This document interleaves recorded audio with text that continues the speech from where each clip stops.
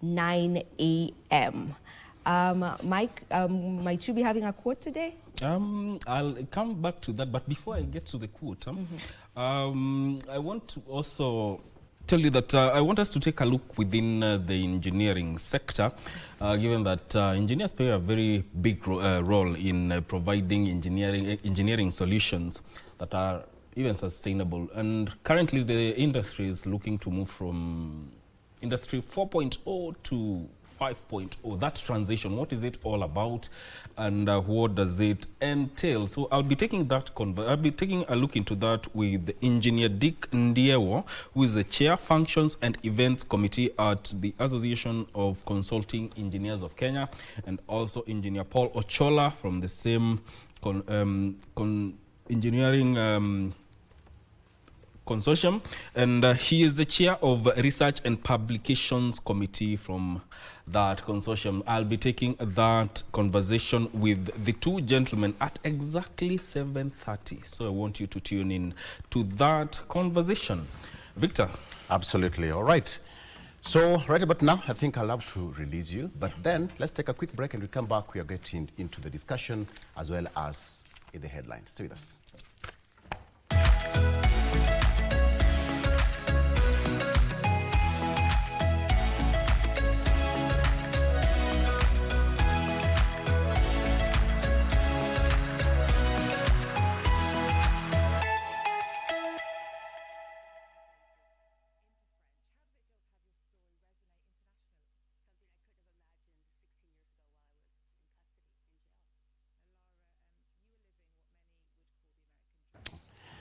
Welcome back. Let me take you through the front page of a local dailies before we get into our discussion. On the front page of the Daily Nation, what we have here, the front page of the Daily Nation, storm overhiring of 10,000 police officers. Storm overhiring of hiring 10,000 police officers. There is that aspect of power struggle between police boss Douglas Kanja and the National Police Service Commission, which could derail an upcoming recruitment drive, with the commission now split into two factions. Writing to the IG to reclaim human resource functions, including hiring, promotions and staffers, transfers, that is.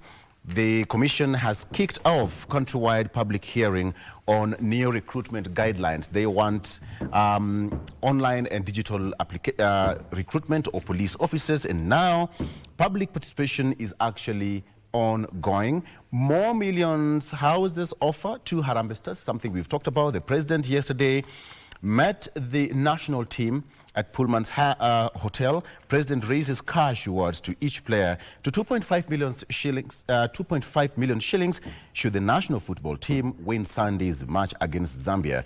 A sweeter deal awaits should the team qualify for the knockout stage. An interesting offer there. 8 billion shillings claims for civil servants. Tutors probed the insurance. Now, that's part of the cover where senators petitions a house to investigate unpaid health insurance claims to families of public servants who died or were injured while on duty. On the front page of the Daily Nation, court bars import of duty-free white rice. The government plans to import 500,000 tons of white rice has been suspended by the High Court following petition by the Farmers' Party, which claims that the move will hurt local farmers. That is what I have here on the front page of the Daily Nation. Very quickly, on the front page of the Standard, shielding Lagat. That's what is here on the front page of the Standard newspaper, shielding Lagat. The 5 on the front page. Okay. The explainer says that 2 Kenyans have moved to court accusing President William Ruto, top security chiefs and the Attorney General of shielding Deputy Inspector General Eliud Lagat from murder charges of the death of whistleblower Albert Ojwang, alleging a high-level cover-up, fabricated suicide theory and a justice system stacked in favor of the powerful. That is what is on the front page of the Standard newspaper. Torture in prison still under wraps. Right defenders warn that torture, injury and deaths in prisons are routinely concealed. They are now calling for full accountability, independent oversight and urgent reforms in that industry. Pregnancy tests in schools trigger outrage. Legal experts and a parent association have condemned schools accused of forcing pregnancy tests on girls, calling the practice unlawful, degrading, and a violation of privacy. Debatable. Debatable. Okay. Nicholas is already in studio. Omwami? Yes. Ubolauri. And Mlamu. Good morning. Good morning to you. Karibu sana. Asante. This is how we do it. Yep. Every early in the morning. How did you feel waking up at ungodly hours? Yeah, Very normal. Kind of normal. Uh-huh. It's normal. Yes. Nothing out of norm. Karibu. Yeah. Asante sana. Yeah. We'll get to that discussion very shortly. Asante. And finally, on the front page of the Star newspaper, millions lost in counties payroll scam. Okay, so more cash remitted for salaries than amounts in payroll. That is on the front page of the Star. And according to the Auditor General, that is Nancy Gadongo, there are some loopholes in the county payrolls. You know, fraud or manipulation of payroll. Another one is falsification of birth certificates to remain in service beyond retirement age. Okay. Remittance of more money to banks for salary payments than the amounts captured in payrolls. Another one is use of manual system, which is easily manipulated according to the Auditor General. Excessive hiring, payment of ghost workers. Last but not least, payment of irregular, erroneous wages and allowances, inflation of the number of casual workers, and yes, employees sharing the same bank account number. Okay? And here, this last one, lack of staff establishment and regular payments of and redesignations. That is according to the Auditor General. So there's a lot of things happening in the counties. Okay, so let's come back and talk about what's happening in the country. As we wait for Kelly to arrive, let's get on the road with this. Nicholas, let's start on the front page of the Daily Nation. Storm over hiring of 10,000 police officers. They are proposing to go digital in as far as recruitment is concerned. And the public hearing that is happening right now, public participation rather, that took place yesterday at the KICC. A majority of them said that it is not well tenable. Let's talk about that. And also, the issue to do with Kalonzo Musyoka, Raila Odinga, and Uhuru Kenyatta ahead of 2027. First of all, welcome to the program once again. Thank you so much. So what do you make of this? The issue of millions lost in counties payroll. We have got the 12th Devolution Conference happening in Homa Bay. And perhaps governors are very much aware of this. It has been raised over and over and over again. But the Auditor General is still raising it as we celebrate the 12th year and getting into the 13th year of devolution. Yes. First of all, when you look at this matter, especially concerning the counties and the devolution that is going on right now, yes, the devolution conference, you get to see that okay, the stride has been made since the inception of devolution. Yes. That is from 2013. But beginning now, look at the burden and also the allocations in the counties. You will find that some counties are still struggling to attain the goals that they set.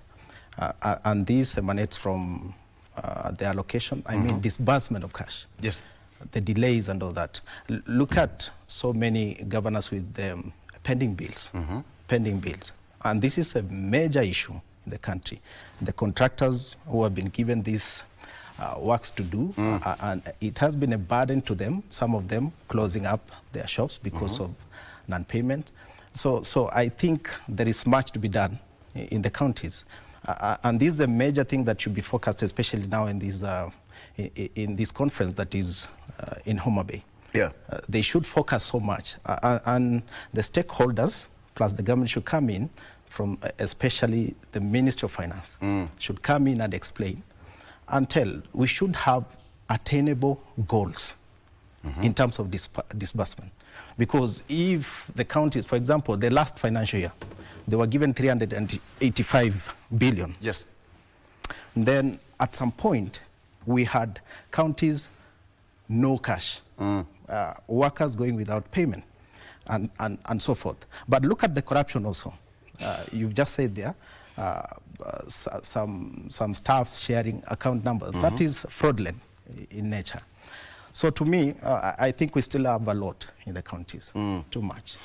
Because, you know, when you look at, there's another report which said yesterday that since the inception of the devolution, counties have received a tune of 3.7 trillion shillings. But then now, some of them are also still struggling with on-source revenue. They are not even able to raise their own-source revenue to pay pending bills and to survive accordingly. What did you attribute this to? Because they still have allocation from the national government either way. Yes, they do.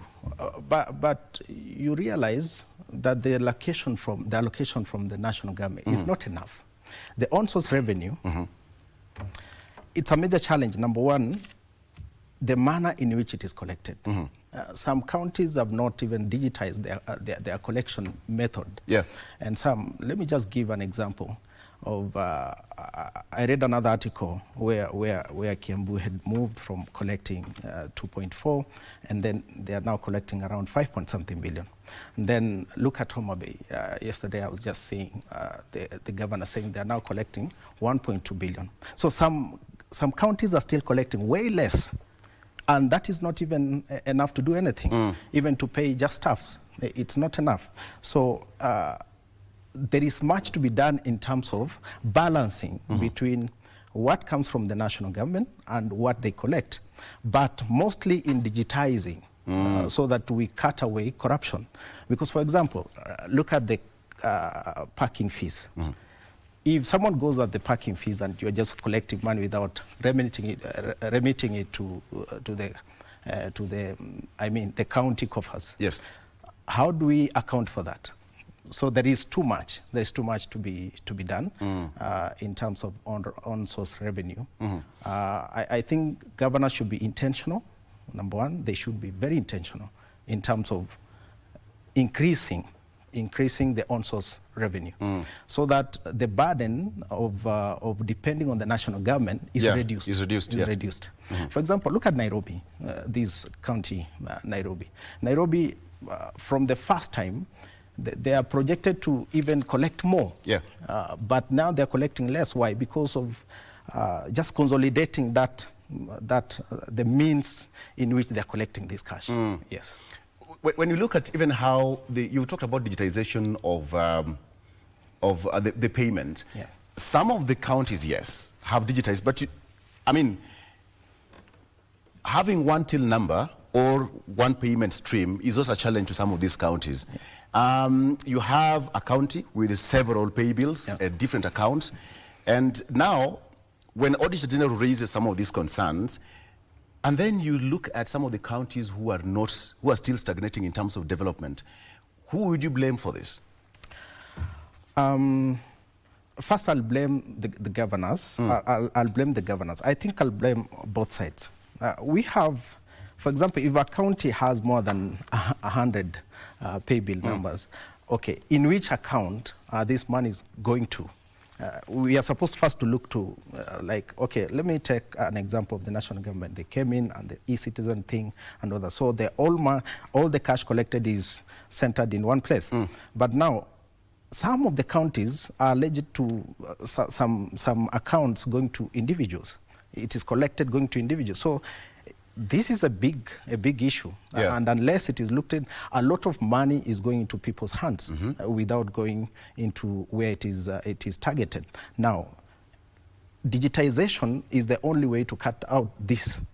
To say that maybe a county, if, for example, one county has one pay bill and it goes to one account, all this money belongs to one county. So why should it be in one place instead of having so many of them, and we really don't know where it is going? In the past, there are some counties which were being accused of having numerous accounts. Going over 50 bank accounts. Okay, I don't want to mention some of the accounts, but then some of the issues being raised by the Auditor General is something that needs to be looked into now that we are celebrating 12 years of devolution and getting to the 13th one.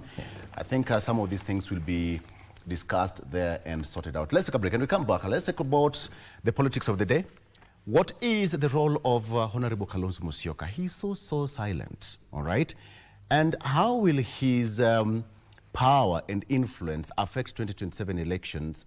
What about Raila Odinga? What about Uhuru Kenyatta and President William Ruto? I'm talking about the four gentlemen. Let's talk about that when we come back. Stay with us.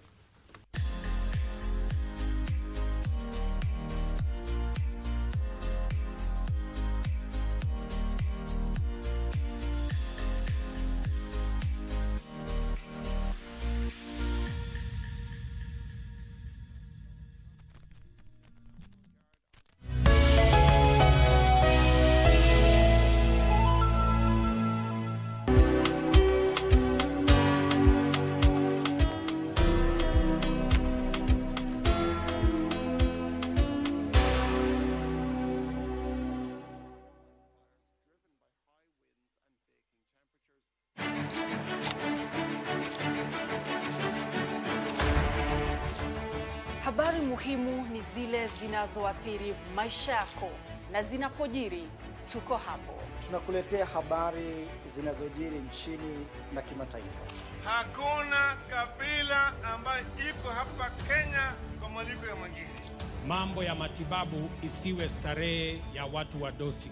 Tunakufahamisha kila wakati ili uwe tayari kwa yajayo.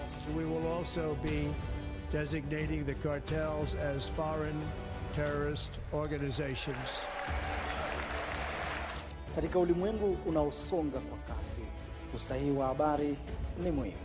The only thing that has changed, Senator Khalwale, is that you are defending the indefensible. If you allow me as a bullfighter, I'll fix him here and now and it will be sorted out. You were doing very well until you brought out your character of bullfighting. Tunakupa habari sahihi na zisizoegemea upande wowote.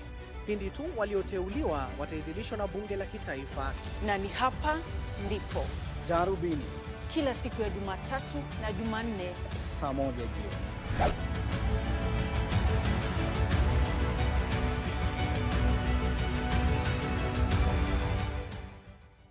They say the earth without art would just be get it? We circumnavigate the globe and traverse the local scene to bring you art and culture at their very best. From fine art, culinary art, performing arts, and even cultural events, you name it, and we have got you covered. My name is Kevin Kasioki, and I will be serving you this and much, much more each and every Friday at 8 p.m. only on KBC Channel 1.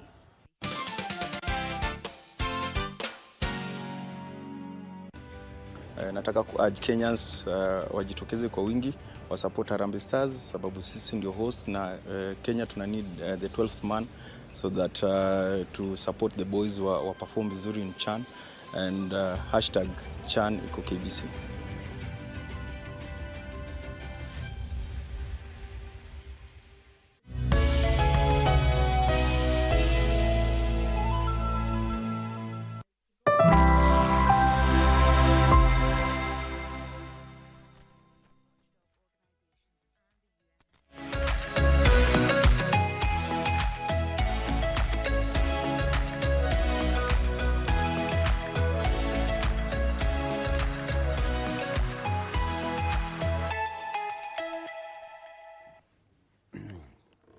And welcome back. It's now 4 minutes past 7 a.m. Let's get into it. So, the clock is now fast ticking towards 2027 general election, and political alliances are fast shifting, and many of them are being formed today and even moving forward. We are likely to see many of them coming up ahead of the 2027 general election. The three gentlemen I want us to talk about is Honorable Raila Odinga, President William Ruto, and of course, Honorable Kalonzo Musyoka, who for quite some time has been quite silent. Let's talk about the effects of these three people towards 2027. So, Nicholas, how would you put the three gentlemen in one lineup ahead of 2027 general election? There is much already that we have seen taking place in the country. Look at the opposition, okay, there are many political formations already going on. So I'm looking at it from this angle. We have on one side, we have Kalonzo Musyoka on one side, and then we have the Right Honorable Raila Amolo Odinga on one side, then we have President Ruto on the other side, and then we also have Uhuru Kenyatta. Yes. Now, all these guys, if you break it into pieces, you will see that the country is divided into kind of regions. Then in those regions, you put tribes. The representation of these figures, who are they representing? They are like commanders of their own communities. And they play a big role even running up to 2027. So, okay, they have much to do. Look at President Ruto, what we are seeing going on in the country right now. Look at Raila Odinga, the kind of statements he's making, and that includes ODM as a party. And then Kalonzo Musyoka is here. He's saying he will do anything possible to make sure that Ruto goes home. So there is much that we expect, though we have not seen the full blown of what we expect to see. There is so much that this political formation is going to show us. But in the meantime, I think the ground is still simmering. It's still simmering in a manner that who knows what may happen tomorrow. Maybe these gentlemen may work together. Who knows? But that is the political air of Kenya. In politics, everything is possible, and it is possible. Wakili Kithi knows that pretty fine, right? Yes. Good morning. Politics in Kenya is a ground where Kenyans act at the highest. Highest in terms of the activities, highest in terms of the political octanes and decibels. So it's building up now. The most important thing is, as a nation, it defines what is we pretend, we included, we intended in the Constitution. Let me put it this way, as I put it before. For every election, the people are called upon within a cycle determined as 5 years for us, that they will exercise a bias for someone and against someone, so that then the majoritarian prospect would be that we get a leader from that competitive environment. What has happened is we then have emotionalized the process such as that probably it becomes the most dominant issue towards the termination of the election cycle. Such as now that we get glued into politics. We then divide ourselves within what then would be available as a fissure in society. Of course, ethnicity is one definitive part. Sometimes religion portends itself. Sometimes class stratification in society portends itself as one of the fissures.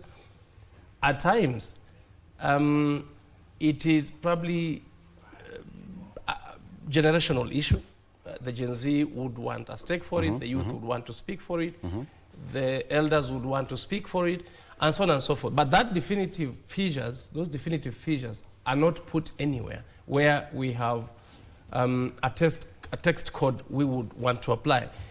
Nobody calls upon you to vote on ethnicity. In fact, it's available for you to choose, or religion, or any other.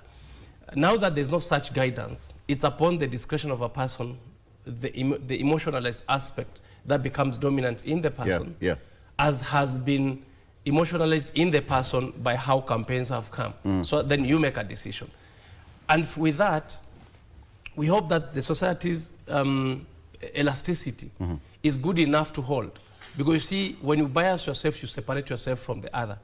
But we hope, and it is always hope, that we are able then to have an elasticity of the code of unity in the country, such as that, yes, we can push it to division, but still hold as a country. That's the most important part. But then, again, when you look at the three gentlemen, I'm just trying to look at that factor. How are they going to influence the 2027 general election? Let's just bring it down to the three of them. Honorable Kalonzo Musyoka, Honorable Raila Odinga, and of course President William Ruto, who is also, yearning for a second term in office. Raila Odinga has not been in office, and of course Kalonzo Musyoka is also probably angling for that. ODM is planning to do national elections and later on probably celebrate ODM at 20. All these things are geared towards engineering and pushing some agenda towards 2027. Let me say this, that the Gen Zs are right. The secret is in numbers. Where are the numbers? Because as you analyze a political situation towards getting the most, you ask yourself where the numbers are.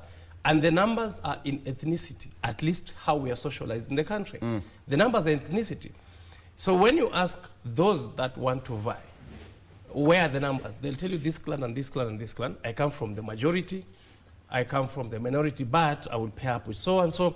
So it's in the fissures. The number is in the fissures. The division then gives you the pattern that you ought to put together for you to have the most. As you mention those names, and as we continue to see the patterns as emerging, we are seeing chieftains, tribal chieftains, ethnic chieftains, and representation of fiefdoms in the country, which, as I've said, the most dominant available one that can be seen optically is ethnicity. So then what you need to do is ask the ethnic numbers that are available for purposes of forming together, coming together, in order to have the most. Because we are majoritarian in seeking leadership. In doing so, therefore, you will begin to realize that the opposition is coming together for purposes of calling upon or emotionalizing that which they think is behind them in support, tribally, ethnically. And therefore, what you are doing as you campaign within that context, you are ethnicizing the competitive environment for purposes of emotionalizing your people into your fold, get your bargain, and then hopefully with another and another and another, you form a majoritarian, and then you can win. But remember that what we also seeing is that the president seemingly, with Raila Odinga, having been veterans in the past competitions, are also coalescing towards forming a majoritarian. I believe, in my mind, that the only way you can coalesce those two is when there are reforms in this context. That you can only exist them together when they have shared power in law, not in the manner that they exist. If it comes to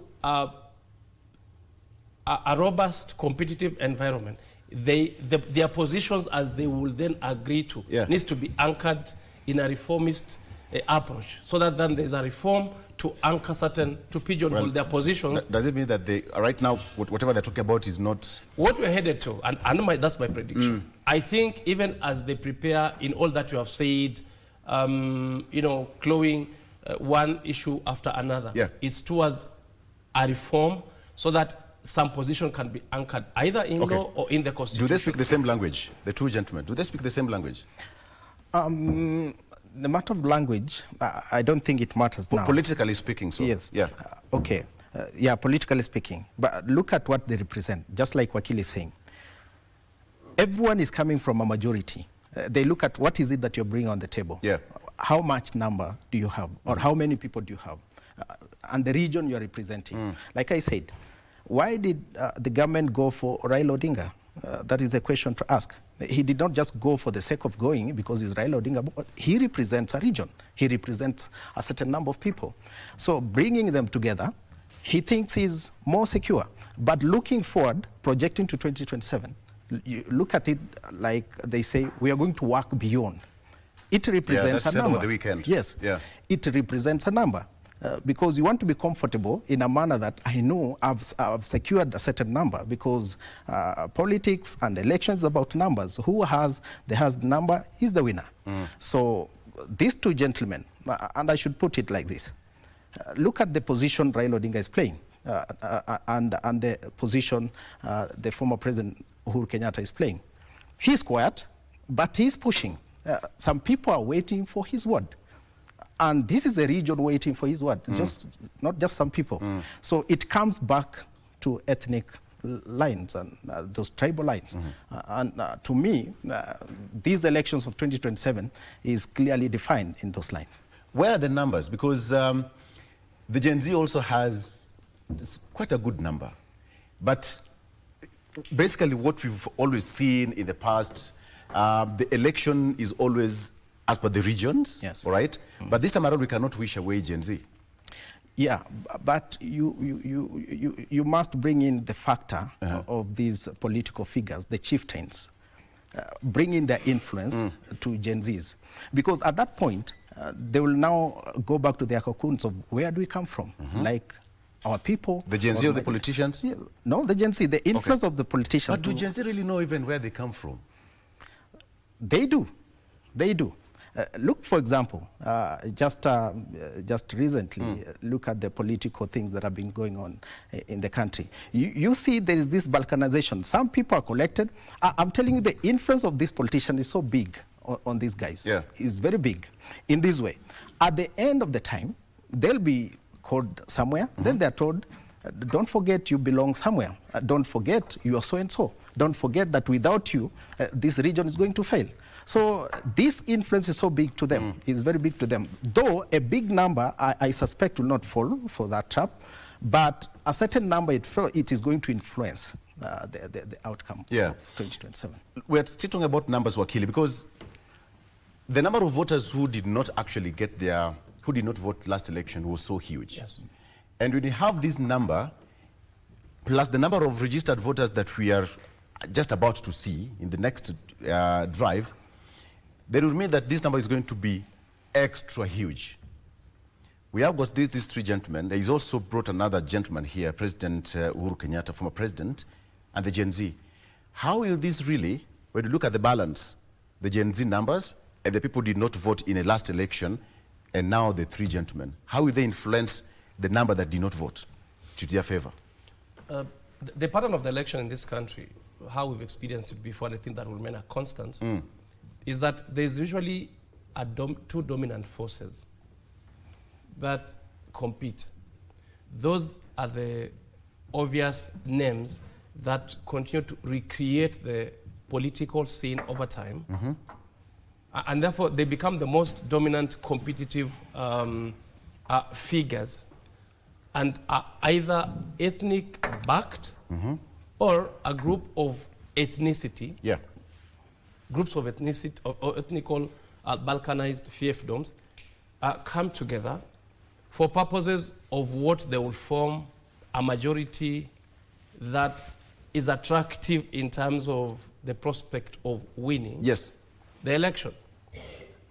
And this is usually formed at the highest, especially for presidency. Now, ordinarily, out of the two, there's one that becomes the tilting force. Let's go with the third force. For Kibaki, I think it was Tharaka Nithi. President Kibaki. We came to Uhuru. He created, I think, Northeastern. That came into force later. Now, right now, I can't predict which will be the tilting group, either ethnically or religiously, but I do see from how we've been socialized that the emerging third force out of the two fissures that we have between opposition government is now Gen Z. You see, the Gen Z are going to align emotionally because they have grievances that ought to be addressed. If not addressed, or hope is not given towards addressing them, they will then align. They seem to know what they want. The character of a political outfit that you can say will sustain itself in the negotiation towards a negotiation table is one that is already definitive. I believe the Gen Z movement is already definitive because the character of the Gen Z is that one is already formed on account of a generation in terms of time and years. Yes. Number two is that they already have tested their movement in terms of a push for or an intention. And they've done that towards which they've seen the successes available, which they can arrogate to themselves. For instance, the president did give in to certain of the demands, including dissolution of a cabinet and forming one towards where we are. Number 3 is that they believe in the numbers that they have. They are organized in their own context towards a certain goal, and they can come out on a day's notice, 2 days' notice, and available for themselves, which means this, that the only probably undoing which they would have, their IDs and their voters' cards. If those two are available for them, and they have their IDs and they have their voters' card, reorganizing themselves towards or against a certain bias is then a tilting force out of the two forces that will be available. So my prediction is they will not probably themselves, with the tag of a third force, produce the candidacy itself, the candidature. But they will then influence and tilt whichever side that they will... Well put. But then, this is another question. Do they really understand the real traditional politics that we play? I mean, you said that for them, it's an emotional kind of thought. You tune them emotionally and you're good to go. Yes. But then now there is that aspect of numbers. Look at Western, look at Coast, look at Mombasa, not Mombasa, Coast General, go to Western side of it, go to Nyanza. We have got these blocks that you've also mentioned that during President Mwai Kibaki we had Tharaka Nithi. And then now we have got Gen Z. But then the Gen Z are also looking at their time and saying, you know what, we are on our own. We are not aligned to any politician. Who is going to win their hearts? I think number one is the Gen Zs in their formation. The person going to appeal to them is the person who is going to first present their agenda in a manner in which they accept. For example, let's see the fielding in of political parties in this coming election, the 2027 election. Most of the people going to be voted in are young people. These are young people, and who will vote them in? These are Gen Zs. Now, but don't forget the influence of money also in the Gen Zs, in terms of, okay, like Wakili is saying, they are going to be the third force. But I'll call it a swing vote. Why a swing vote? Because whoever is going to present to the Gen Zs the agenda that they want to be put in the government is the one they're going to vote in. But the influence of money is going to be too big. If the government is going to throw some carrots to them, like they're doing, the rounds and what we are seeing going on in the country in terms of approaching, actually it is approaching, trying to approach the Gen Zs and bring them closer. From the demonstration that we've seen, going forward to pacify the country, maybe to calm it down and so forth. But the Gen Zs, their number, I tell you, from my view, is going to be split. That's why I call it swing. It's going to be split first through cash, tribe, and then the social factor.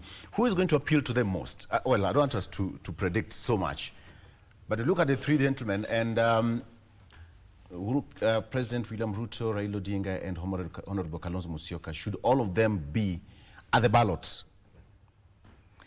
Who would mostly influence look at this their support? The support will fall mostly on, President William Ruto holding the government. Look at the resistance he's had already from the Gen Zs. And the biggest opposition that the president has had is from the Gen Zs. Not even from the opposition party, that the one we have. It is from the Gen Zs. So I think the political formation is going to measure themselves around on how to appeal to Gen Zs. Every political party, in fact, their hunting ground is Gen Zs.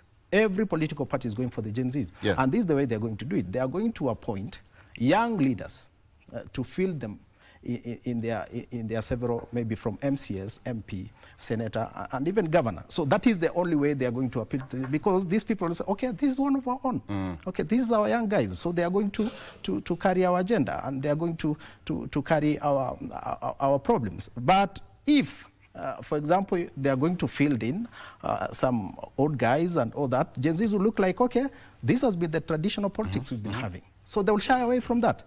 And most likely, the Gen Zs will go into this election to punish, not even to elect, to punish a certain maybe political party because they have failed them.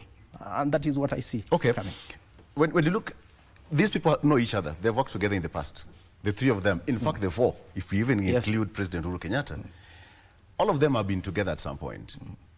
Is there any chance of them coming together? I mean, the three, leave alone President Uhuru Kenyatta. There's a chance.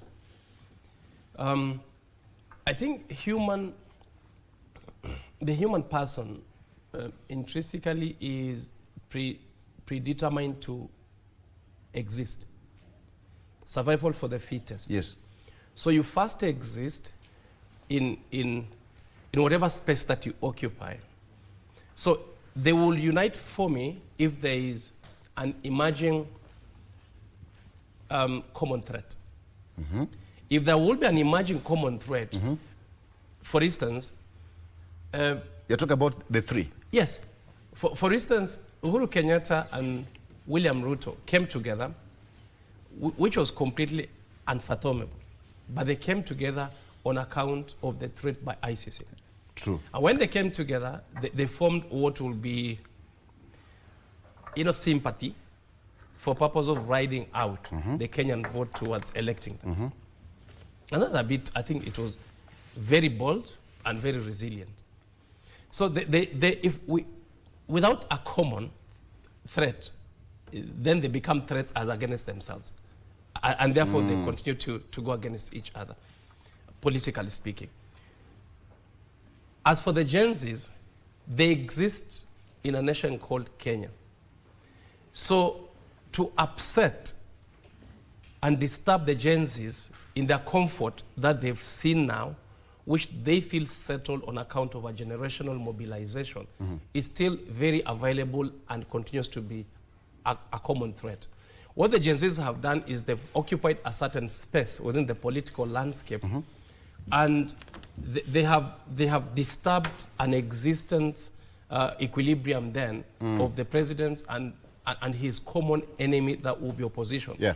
And therefore what the president did is, like I've said, the enemy being the Gen Zs. And I do not know how the Gen Zs became a common enemy between President Ruto and Raila Odinga, for Raila Odinga to cross into President Ruto's path for purposes, and government, for purposes of then forming an outfit that existed out of the Gen Z threat, right? I don't know how then that from either it is political opportunism that merged the two to form the common interest, or two, that then there was an interest that was being threatened by the Gen Z, such that then Raila Odinga had to come in. Yes. Okay. Because it's all a question of how do I exist, or how do I then, with the opportunity available, exert myself for political dominance in the circumstances towards, one, the political exploiting the political environment, but two, most importantly, I think in the circumstances of no election would be the political economics of it at the time. Because you don't have a job, you don't exist, you have to exist within the political economy of the time, which means somebody supports your political existence towards a tenure that needs to determine. When you look at, I'm crazily running out of time, but then the last question I want to ask the two of you gentlemen. So what would make the two factions to go say, okay, the three to work together, or the two to work together? That is President Uhuru Kenyatta, President William Ruto, and Raila Odinga. You talked about another force somewhere. What if that force doesn't exist? Of course, this is an election, there will be another force. Yeah. Okay, that force, it's not a matter of whether it will exist or not. It must be, it is always there. Now, look at the Gen Zs as a bloc. Gen Zs as a bloc by themselves are a threat to the traditional political parties in a manner like this. If the government and the opposition, they feel, or at a particular time will feel that our threat will be the Gen Zs, then they'll come together. But come together to form their formation against the Gen Zs. But don't forget that the Gen Zs by themselves, even if, okay, we've seen the claim that they are leaderless, but like I said before, they are going to present their leaders. It cannot be, maybe it may not be national, but at local levels, like from the MCS, the MPs, the senators, the women rep, and all that, the Gen Zs are going to field in their candidates. So this is going to split. The probability or possibility of these guys working together, because that is where I said now the Gen Zs will become a swing vote. Who appeals to them will go with their vote. Who doesn't appeal to them is punished. He said they have to be emotionally charged if it doesn't work. Gentlemen, are we supporting Harambee Stars? Yes. Will you be at the Kasarani on Sunday? We have to. Please, let's be there. I've been there all through the games. I think the president has done well this time around to motivate. He's done something we never thought he would, basically. Money matters, right? I think money matters. When you're in that field, you have the ball, and you remember 2.5 million, I think you're going to play the ball. You'll three-bedroom house at a location of your choice. Migori, Kakamega, whatever. I saw someone saying that Kumbe, we were just missing money, the money factor in this team. I mean, we can even beat Argentina. Yes, there must be something to die for, right? Exactly. Yes. But nevertheless, we support the team. Go Harambee Stars, go. We need this. That stadium was built in 1987 for all African games, and right now, the dream is coming. We are playing Chan at home ground. Gentlemen, that's the only time we had. I wish we had more time. Thank you so much, Nicholas Wanjala, who is a political analyst. People of Kwanza, he's here. And people of Kilifi County, he's also here. They are working. They are working. So much. I should look at these faces and remember. 2027 is here. That's why we're talking about politics. Hello. Exactly. George Kithi, thank you so much for the show. Thank you. Asante sana. Let's take a break. Mike Migwi is up next with the engineers. Let's talk about engineering. Up next. Stay with us.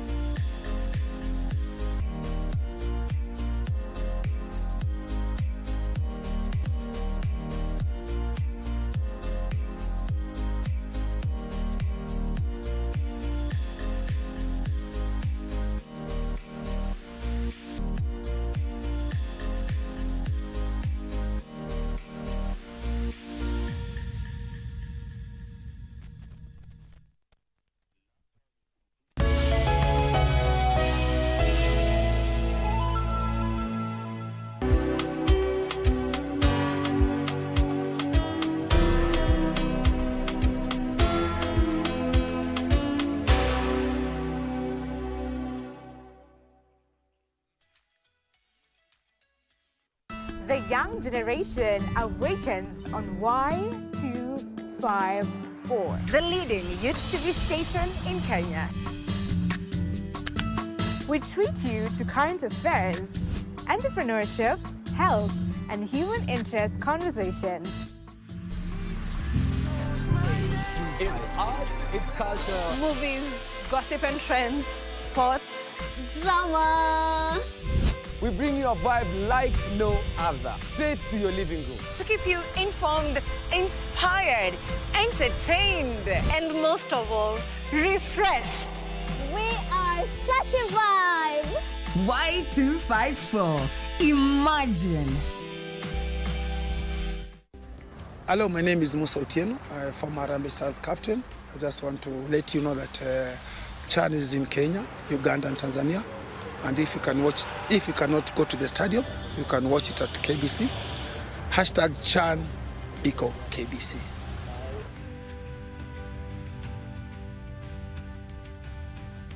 Friday night again.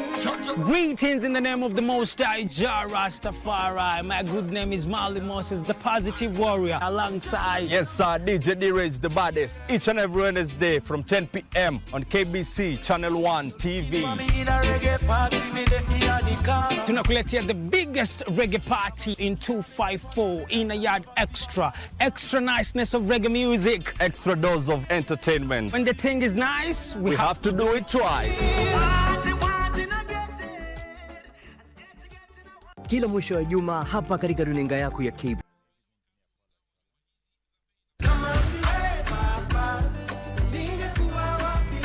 Praise the Lord. God, my name is Pastor Tim Wangi, and I want to invite you for a life-changing, transformative show. I was blinded and thrown to the floor on my knees, just like Saul.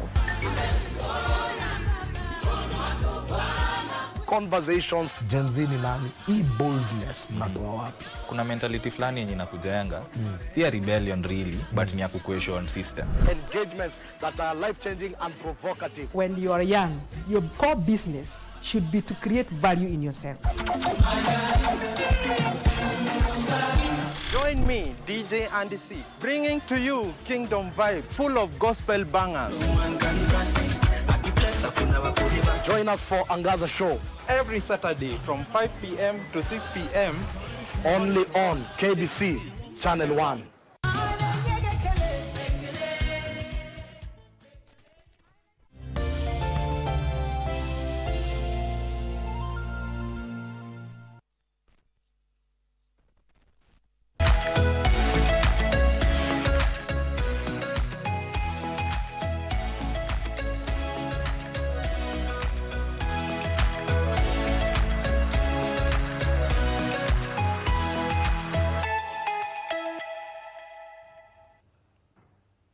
You're still watching Good Morning Kenya. Welcome back to the program. My name is Mike Migwi. Let's talk about consulting engineers. When you talk about engineers, we're looking at innovative ideas that provide solutions sectors, including manufacturing, that is infrastructure, and everything. Innovation and Industry 4.0 to 5.0 transition. What is it? What does it entail? And I'm joined by Engineer Dick Ndio, who is the Chair, Functions and Events Committee at the Association of Consulting Engineers of Kenya. Welcome to the program. Thank you very much. And also Engineer Paul Ochola, who is the Chair, Research and Publications Committee of Association of Consulting Engineers of Kenya. Welcome to the program. Yeah, thank you very much. All right, let's get into it. Now, you know, engineering, yes, plays a very vital role in matters to do with translating innovative ideas into practical solutions. Now, we are looking at this transition 4.0 to 5.0. If I may start with you, Engineer Ndio, what is this transition? When we talk about transition 4.0 to 5.0, what are we talking about? Thank you very much, Mike. The whole idea of industrial revolution started around 1760. Okay, so this is always about trying to make everything easier for us as human beings. So the first industrial revolution was about just using machinery to do things. So you have textile and things like that, steam power. Then with that, we moved to a stage where now we wanted to make things better, more efficient. So people start thinking that, yes, we have machinery that is doing things, but can we do it better?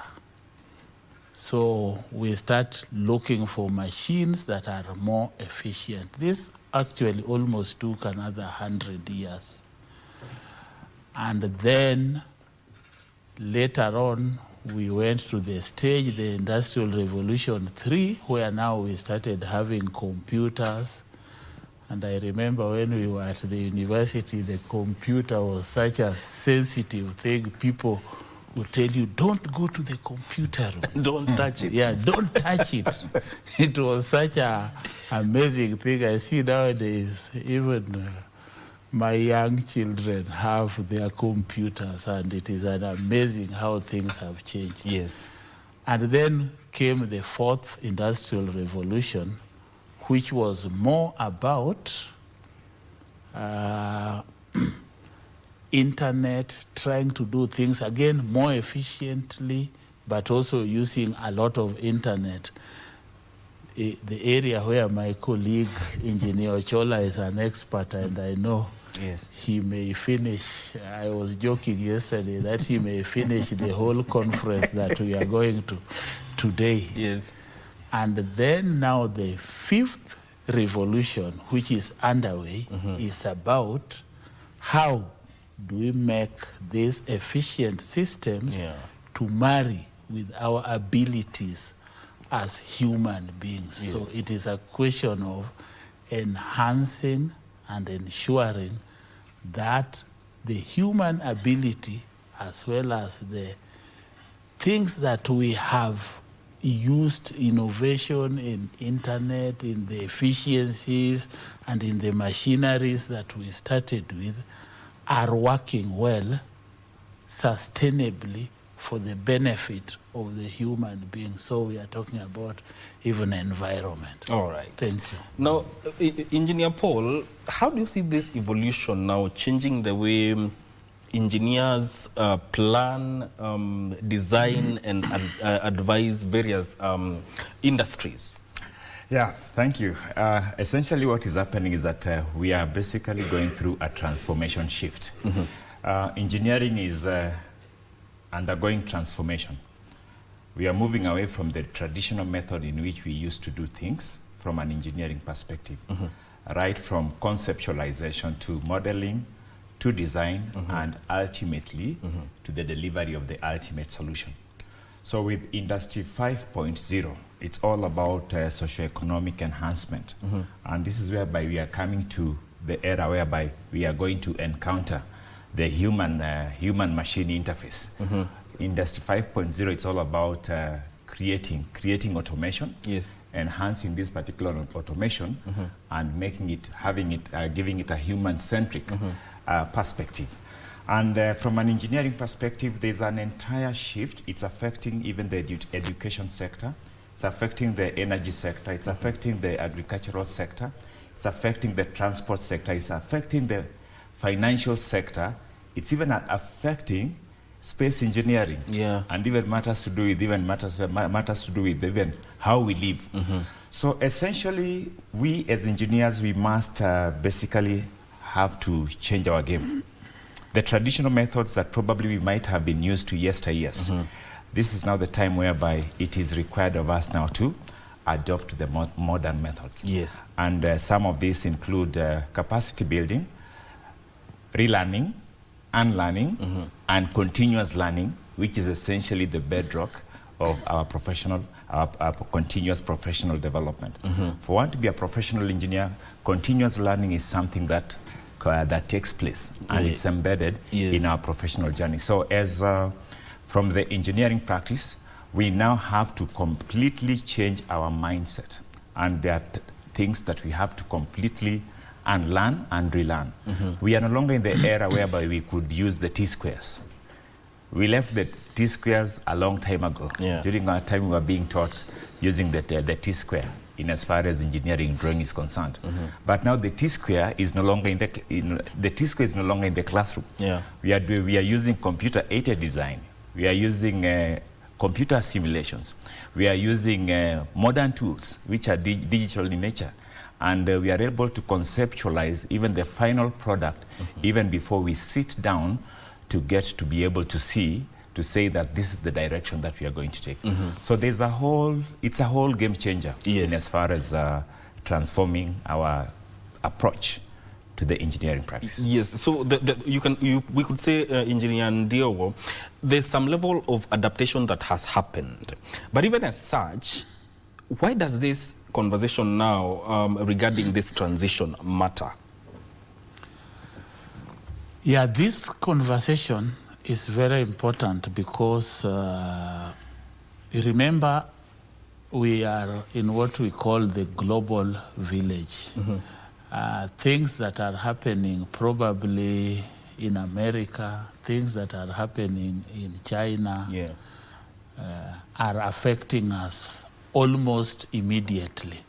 When the first revolution started in the UK, it was really a UK thing. Then the next one was probably led by US and Germany. It took it a long time for us to adapt to what was happening then. Now, things have changed because now we have the so-called global village. everything is all interconnected, of course, by use of internet facilities.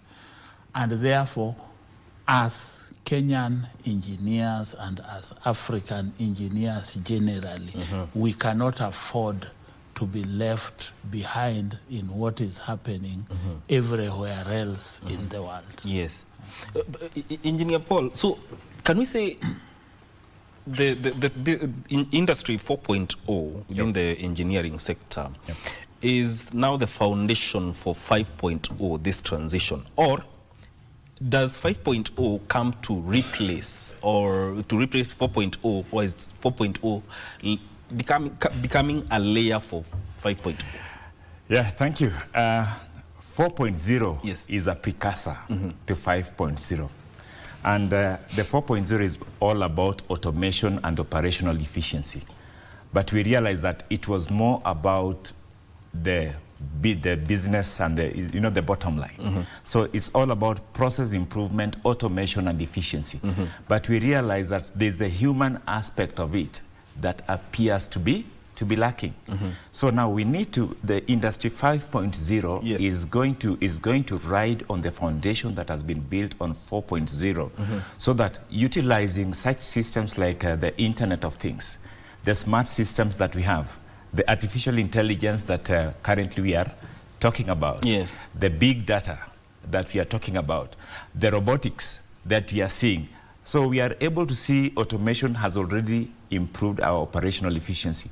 But the question is, can we add some value engineering from a human perspective, so that now that which we have been doing in terms of transformation in the industry 4.0 can now basically be incorporate the human aspect, so that it speaks to the human, it speaks to the society, it speaks to sustainability, and it also speaks to the social aspect, of human life. As we are all aware, the lives of a society are more or less improved by engineering. And engineering is more about development of infrastructure.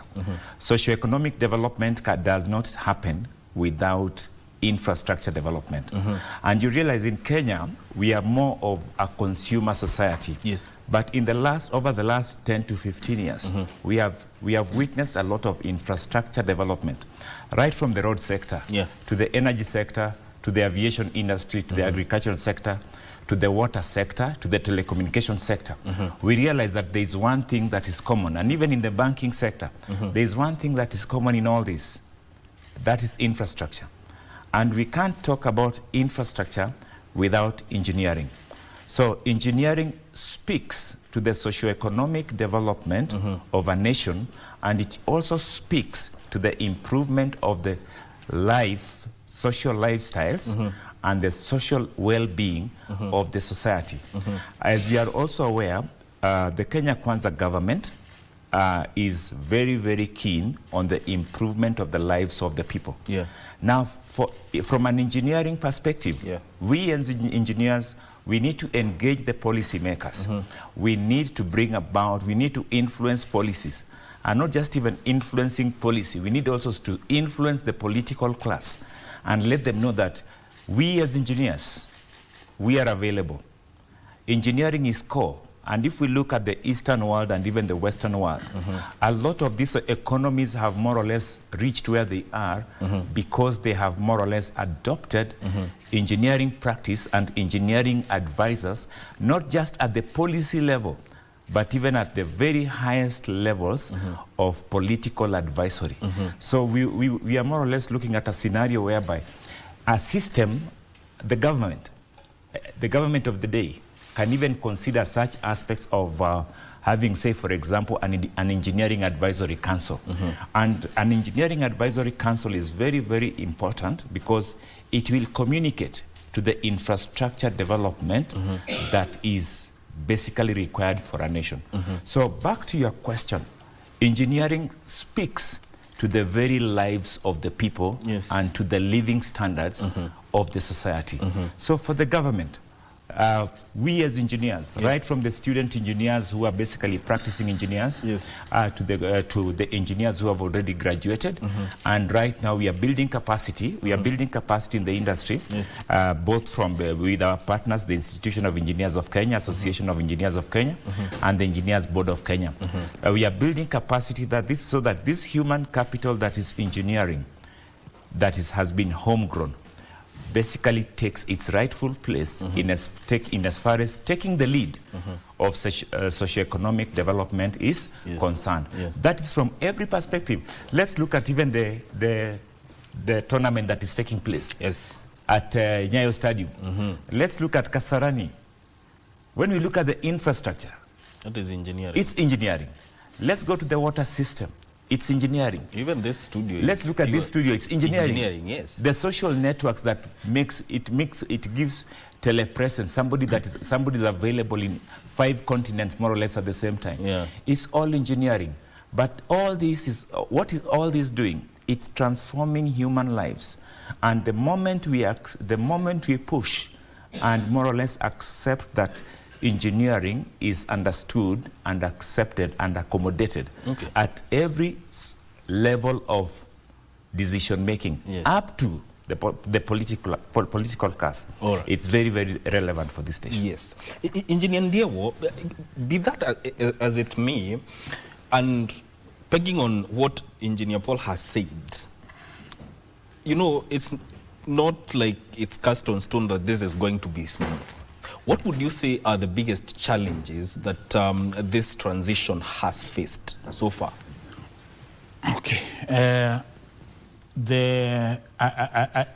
think generally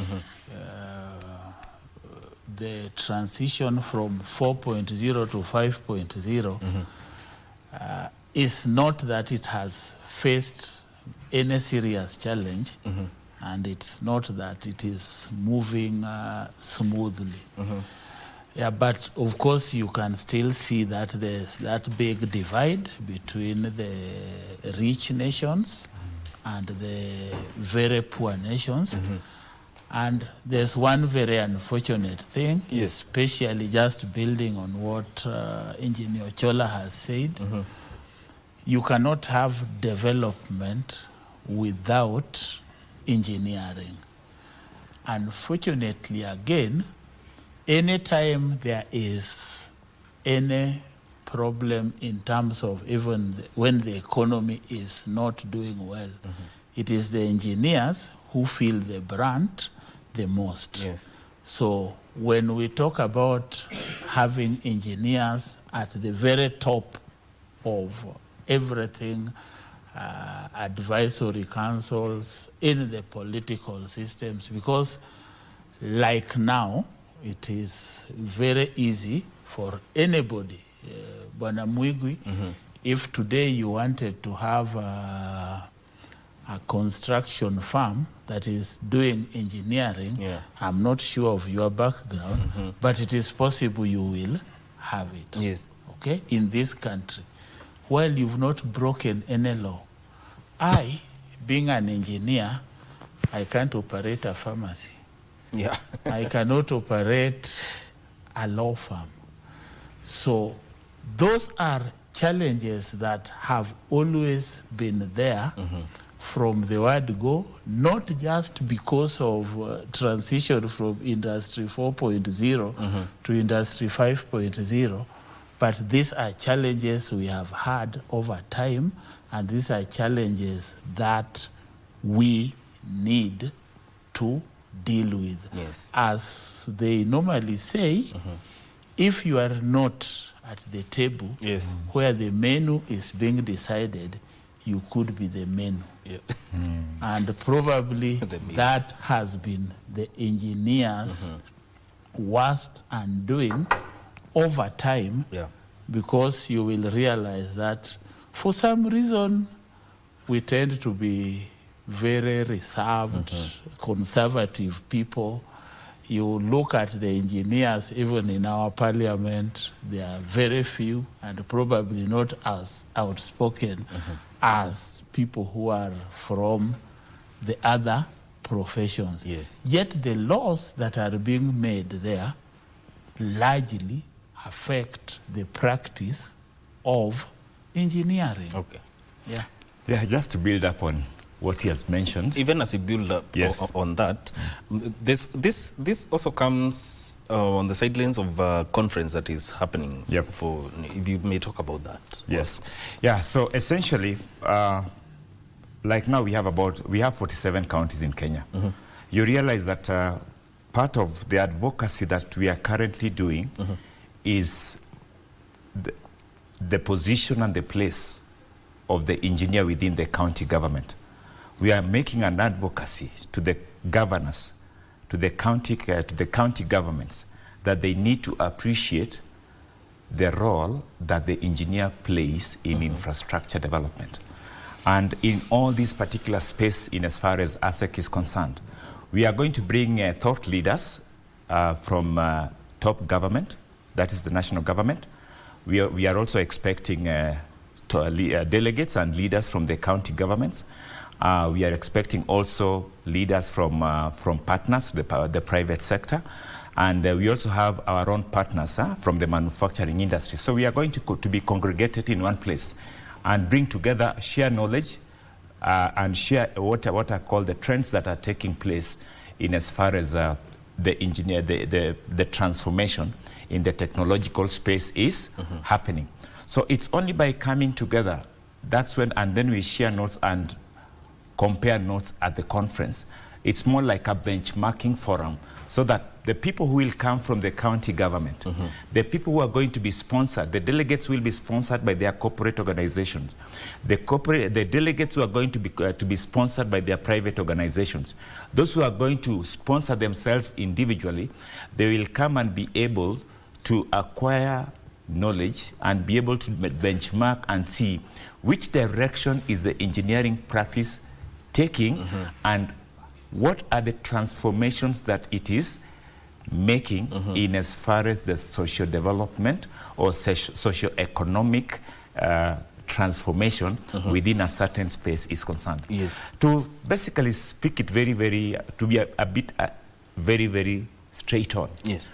You realize that in some places, if one has no information about what is taking place, the tendency to imagine that you are the only person who has the best ideas will always carry the day. So ASEC, the Association of Consulting Engineers of Kenya, together with its partners, is bringing about this forum so that we can all come together, bring in our signages, bring in our different innovations, transformations, thoughts, policy discussions. We bring them together, and then ultimately at the end of the day, we are going to have a goodie pack of that which we shall be able to go back with to our various places to improve the socioeconomic position and the socioeconomic lives of our people, not just in Kenya, in East Africa and beyond. And as you may be aware that Kenya recently joined the Washington Accord, has a provisional accession to the Washington Accord.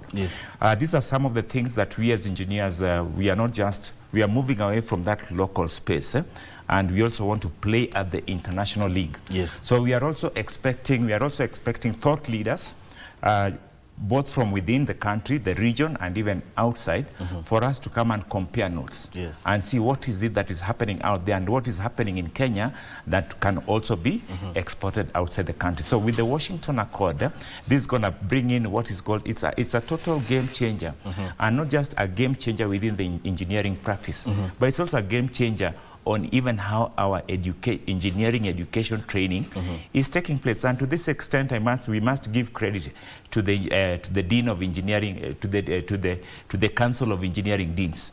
The Council of Engineering Deans is playing a very vital role in as far as working together with the Engineers Board of Kenya, together with the Institution of Engineers of Kenya, with whom we are partners, in as far as reshaping the curriculum and even placing the relevance of the engineering education, not just relevant within the boundaries of Kenya, but even at the international league. Yes.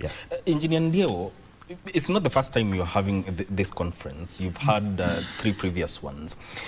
From your assessment, how can you say, or what has been the impact within the engineering sector coming out of these conferences? Yeah, thank you very much, Migwi. First of all, engineers have been having conferences for the longest time that I can remember. But previously, because we were very few, we only had, I think, one major conference. And actually, it used to be held in this hotel. Yes, so all of it used to go there. Then as we became more and more, we had now issues of how can we be accommodated.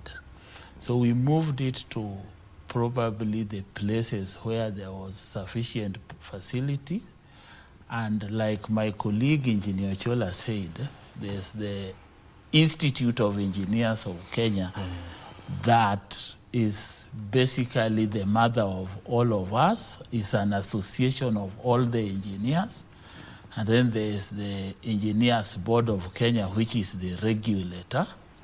And then now there's the Association of Consulting Engineers of Kenya, which is, as the name suggests, the association of people who are in the business of consulting engineering in Kenya. Now, we have had all these conferences over the years. It's a space for sharing ideas. It's a space for networking. I always tell people that there are people who are very difficult to access. But at the conference, you will meet this person without an appointment. So, like in our conference, we are having people as high as the CS Energy as the chief guest. We have the Vice President of Africa Development Bank in charge of power and energy, climate change, who is also going to be there, among very many other senior citizens and people from all walks of life. And you can get access to these people, number one, without any appointment for those 3 days between 18th of August and 20th of August this year.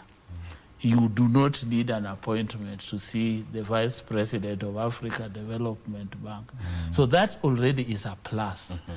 Number two, even those of us who are in business, you meet people there, you realize, oh, we can do this together. And I am sure all the engineers who have ever gone to those conferences have at one time or another got a connection with somebody who you can do something with.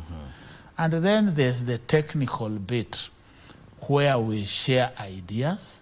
Some of us, we are engineers in the water sector. I deal with machinery in the water sector, and I deal with both machineries that, you know, you have where water is driving machinery.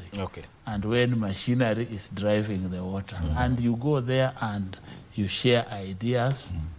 It's the only thing I've done all my professional life. It helps somebody who is coming up. So we have seen very big changes over the years. But now, as I said in the beginning, we are now more. So we have Engineers Board of Kenya organizing their conference. And all of us, you know, we are also in EBK. Institute of Engineers of Kenya, they also organize another conference, Association of Consulting Engineers of Kenya. This is all in an effort to make sure that the 20,000 plus engineers in this country get an opportunity to learn something, because we can't fit in one conference in one day. Get an opportunity to network, get an opportunity to see what the others are doing, and in particular, Association of Consulting Engineers of Kenya, we decided that we will take ours around the country. Yes. So the first one was 2022 in Kisumu. We didn't have very good attendance. It was the inaugural, that is expected. We had an improvement in 2023 in Eldoret. Last year we were in Nairobi, and this year we are in Sarova White Sands, Mombasa. Yes. And hoping that next year we will go to Machakos. Okay. We want to spread the gospel of engineering across the country, yes, demystify engineering, make other young people get to feel what we do. I was telling you, Mike, before we came to the stage, that there are people who actually still do not know what engineers do. Yeah. They will tell you, when you tell them about engineers, they say, you tell him you are a mechanical engineer, he says, are you not the one who makes vehicles? Yeah. All right. Thank you so much for coming to the studio and talking about this transition and the role that engineering plays in all this. That has been Engineer Dick Ndio, who is the Chair Functions and Events Committee at the Association of Consulting Engineers, and also Engineer Paul Ochola, who is the Chair of the Research and Publication Committee from the Association of Consulting Engineers of Kenya. This is where we end this conversation. Thank you for tuning in. I leave you in the able hands of Rashid Mwamkondo. On the other side of studio, they are talking about devolution and youth participation. Stay with us.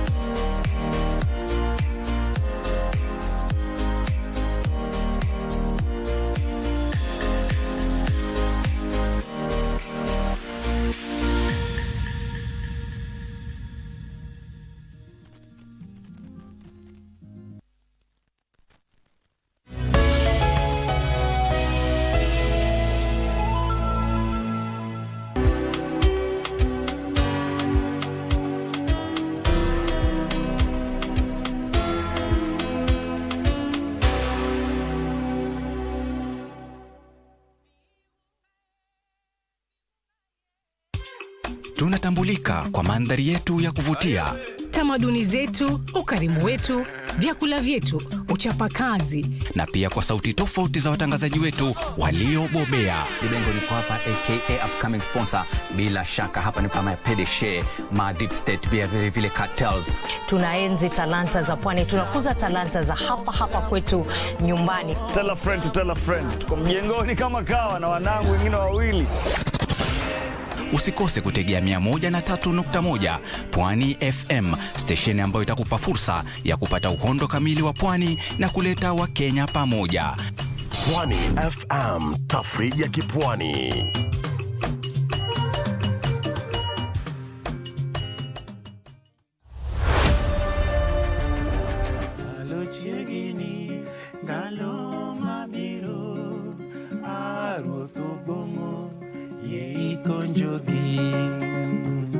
All right. Katamana sokani Uganda mane madilo harambe. Katamana sokani Uganda mane madilo ya. Hello Kenyans, my name is Tom Boy. I'm a news anchor on Prime Edition. The Chan tournament is finally here and Kenya is ready. Stadiums are set for the kickoff, and if you cannot make it to the stadium, don't you worry. KBC Channel 1 and all the affiliate radio stations have you covered. Tune in for the exclusive analysis as well as commentaries brought to you by your true sports partner. And all the conversations are happening on #Chan=KBC.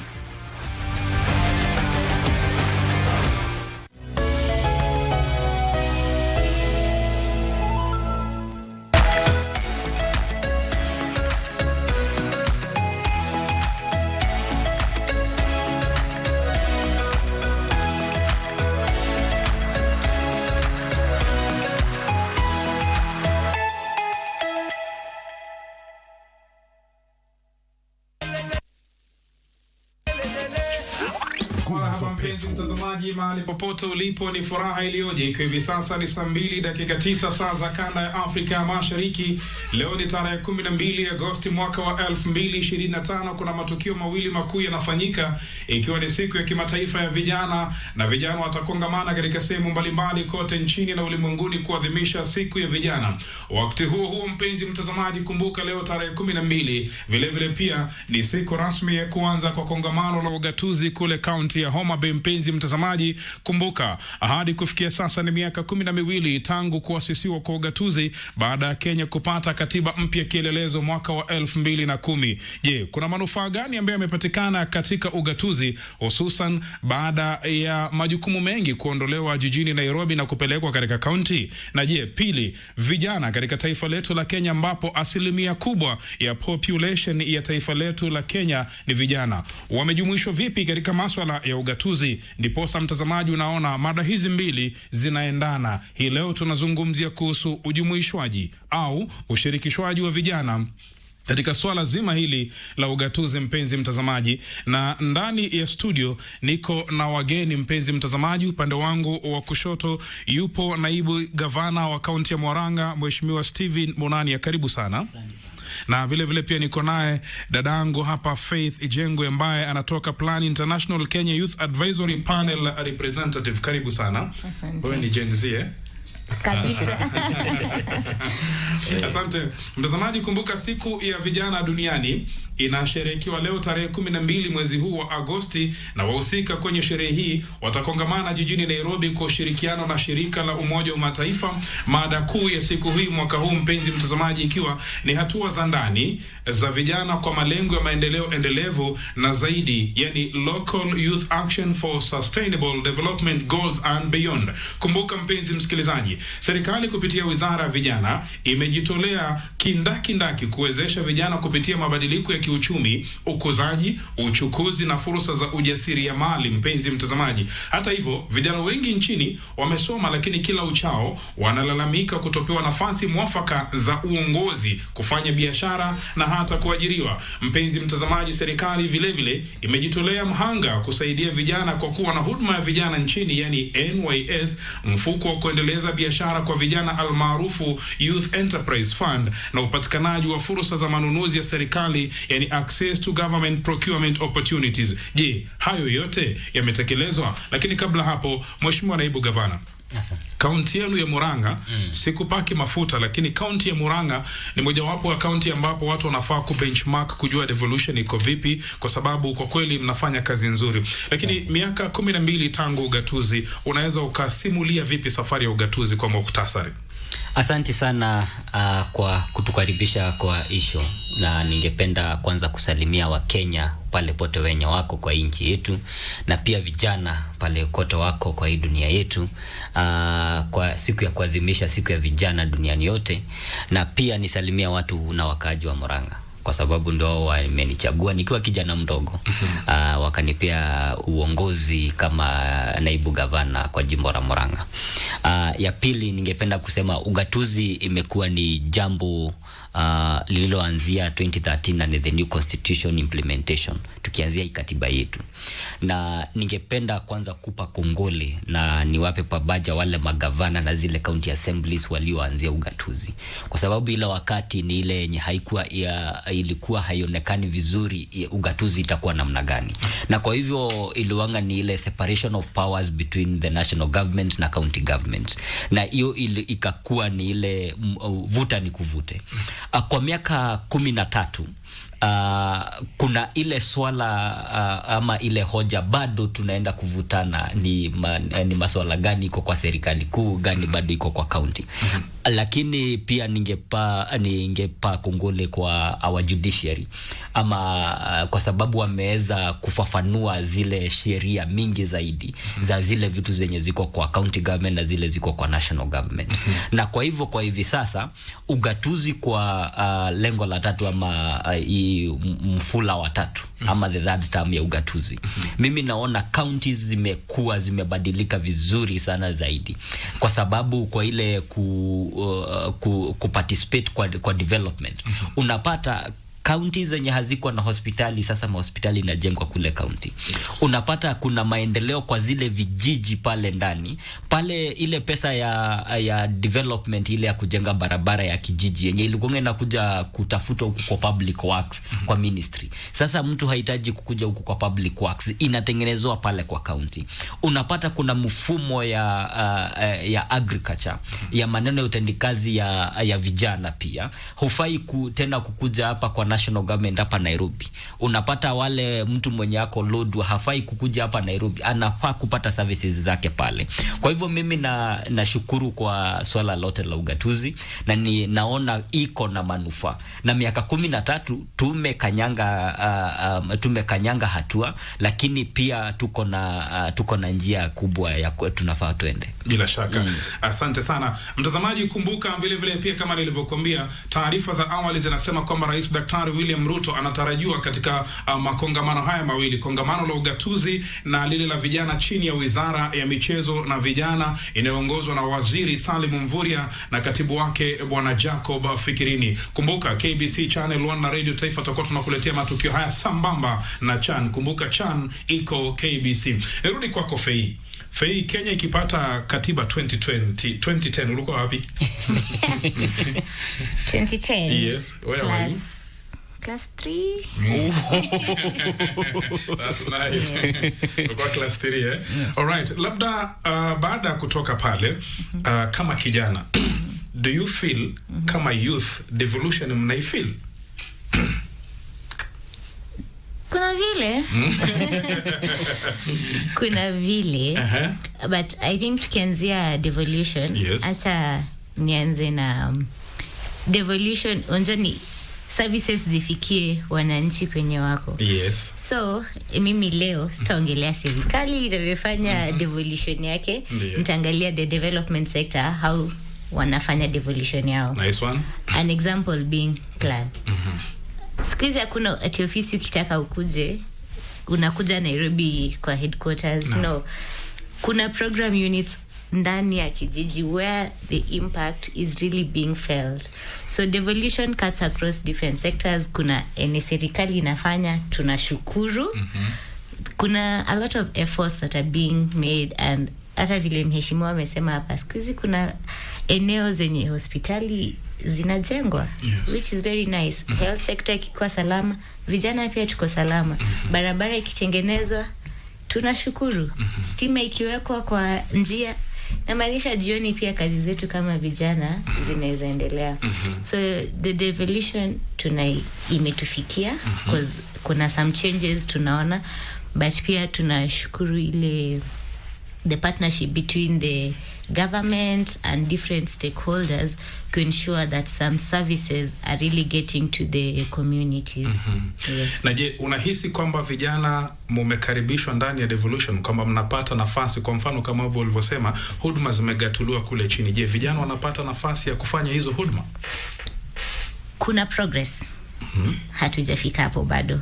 But kuna progress because in the devolution conference that is happening, we have some of our young people also being part of the panelist, which is at least because kwenye decision makers wako, that is where for us to feel the real change, young people tunafaa kuwa pia hapo kwa the decision making table, kwa sababu tunaweza ongea huku chini, tuende mtandaoni tupost kila kitu tunataka, lakini uamuzi hautafanywa na vijana wakiwa nje. So there is progress, na kama saizi Fikirini Jacob ako hapo ni kijana mdogo. Ndio. So kuna progress, but we still have a long way to go in terms of involve young people kwa decision making. Services mingi zinatufikia kama beneficiaries, being the majority of the population, tunataka more involved in the decision making process. Right, tunataka kuwa ndani eh? Asante Fei. Tumefika hapo. Ndio. Kwa mfano kwa nini nasema hivyo? Ukiangalia gatuzi mingi na uangalie kama kaunti ya Murang'a. Mimi nimechaguliwa nikuwa naibu gavana nikuwa miaka 29. Ndio. Kwa ile cabinet, ile county executive committee, ile yenye cabinet yenye ina lead county, kuna vijana 4 kama mimi. Kwa hiyo executive ni ya watu 11. So ukiona kuna vijana 4, that's a third of the population ya hiyo cabinet. Ukiangalia wenye tunaita makatibu wakuu, wale tunaita chief officers, ambao ni wao wamepewa ile jukumu ya kuendelesha departments na ministries kwa ile gatuzi yetu ya Murang'a. Tuko na vijana 8 ambao wako chini ya miaka 35. Wako na wanaongoza ministries, wanaongoza departments, wanafanya decision making ni yao kama vijana. Ukiangalia kama mfano programs zenye tunaendeza kama county, na ungeangalia kwa county mingi sana wako na mifumo kama hiyo. Kwa Murang'a mfano mmoja ni mpango tuko nayo ya Murang'a Youth Service, na mpango wetu ya Murang'a Youth Service ni ya kuajibisha vijana kwa maneno ya kazi, utendakazi wa county ile tunaita community development, alafu then tunawapeleka pale technical training. Baadaye tukishaenda technical training tunawapea ile grant ya kwenda kuanzisha biashara. Hiyo mfumo imekuwa kwa miaka 3 sasa. Tuko na vijana 6,300 wenye wamepitia kwa hiyo program. Na siku ya leo cohort 5 wanakalia mtihani yao ya NITA. Na kwa hivyo pia nao naambia congratulations na niwaambie I wish them success. Kwa sababu wakipita hapo wanafaa kuwajibika kwa ile utendakazi ya county, ile kujenga nchi. Na kwa hivyo nikiongelelea devolution na ongelelea vitu sawia zenye najua zimefanyika kwa mfano pale Murang'a. Na ukielekea kwa kaunti mingi zaidi, ukikuja hapa Kiambu, ukienda Machakos, ukienda mahali kwingi unapata mfumo kama huyo. Kwa sababu devolution ilikuwa inafaa ichukue zile vitu zenye zingefanyika hapa Nairobi. Na kitu ikifanyika hapa Nairobi, mtu mwenye ameketi Nairobi akaangalia Kenya mzima, yeye anaangalia labda achukue mtu mmoja pale Lodwar, achukue mtu mmoja pale Garissa. Akiangalia hivyo yeye atasema amechukua vijana 1,000 nchi yote, lakini distribution ya hao vijana iko scattered tena zaidi. Devolution inafanya hizi fedha za serikali na pia zile development zifanyike pale mashinani penye vijana wanajumuika na hiyo maendeleo. Bila shaka mtazamaji, ni saa 2:22 saa za kanda ya Afrika Mashariki. Endapo ndo kwa sasa umefungua kiwambo chako cha runinga ya KBC Channel 1 na umesikiliza KBC Radio Taifa, sauti ya Mkenya, kipindi hewani ni Zinga na Good Morning Kenya, ushirikiano wa runinga na radio. Na leo hii tarehe 12, mpenzi mtazamaji, Agosti, kama tulivyokuambia, ni siku ya kimataifa ya vijana, na vile vile pia ndio siku rasmi ya kongamano la ugatuzi linazoanza kule Homa Bay. Ndani ya studio niko na wageni na tunazungumzia kuhusiana na ujumuishwaji au ushirikishwaji wa vijana katika ugatuzi. Na ndani ya studio niko naye mheshimiwa Deputy Governor wa Murang'a Bwana Stephen Munania, na vile vile pia katika muda usio mrefu tutakuwa tunajiungana naye mchanganuzi wa masuala ya ugatuzi Bwana Kevin Osido. Na vile vile pia ndani ya studio, mpenzi mtazamaji, niko naye Gen Z Faith Jengwe ambaye anatoka kwenye ile Kenya Youth Advisory Panel representative. Nirudi kwako Faith. Naam. Tuingie katika masuala ya content creation, ubunifu. Je, pengine unahisi county zimewapatia vijana ubunifu? Kwa sababu vijana siku hizi wanaweza kuigiza, wanaweza kufanya vitu kwenye mitandao ya kijamii. Je, do you feel kwamba county zimewapatia hiyo nafasi ama bado tu wamekazana na wazee? County imepeana nafasi because ukitembea Nairobi County saizi, kuna cameras, watu wana shoot vitu zao along the streets, which is very very nice. Siku hizi wezi tembea town na amani. Sister picha, auntie picha, which is very nice. And also kuna wakati shooting access pia the areas that were being limited sana wamepeana hiyo ruhusa ya kufanya content creation freely on the streets, which is really nice. And also tunaona kuna watu wame-embrace using their personal social media platforms for different purposes. Kuna wale wanauza vitu, siku hizi mtu anaenda tu TikTok live anauza vitu zake. Kweli. Yeah, sasa kitu tu tunaomba tukiendelea na mambo ya ugatuzi na kama mwana Gen Z na mwana harakati. Tunaomba hii freedom tuko nayo isifike wakati hata hiyo live umeenda pia wanataka kuchukua tax pia hapo. Hiyo umeng'ang'ana, umenunua bundles, umeweka hapo, na hiyo bado wanataka kukujia. Cause unajua skizi umekazana na creativity yako, umeshoot skit, and then ukimagine even from that the tax pay inakuwa involved, it will limit, kwa sasa the jobs are limited and tunajaribu kutafuta mbinu tofauti. Right. So as Nairobi County ninasema kwa sasa tumepewa hiyo fursa. Okay.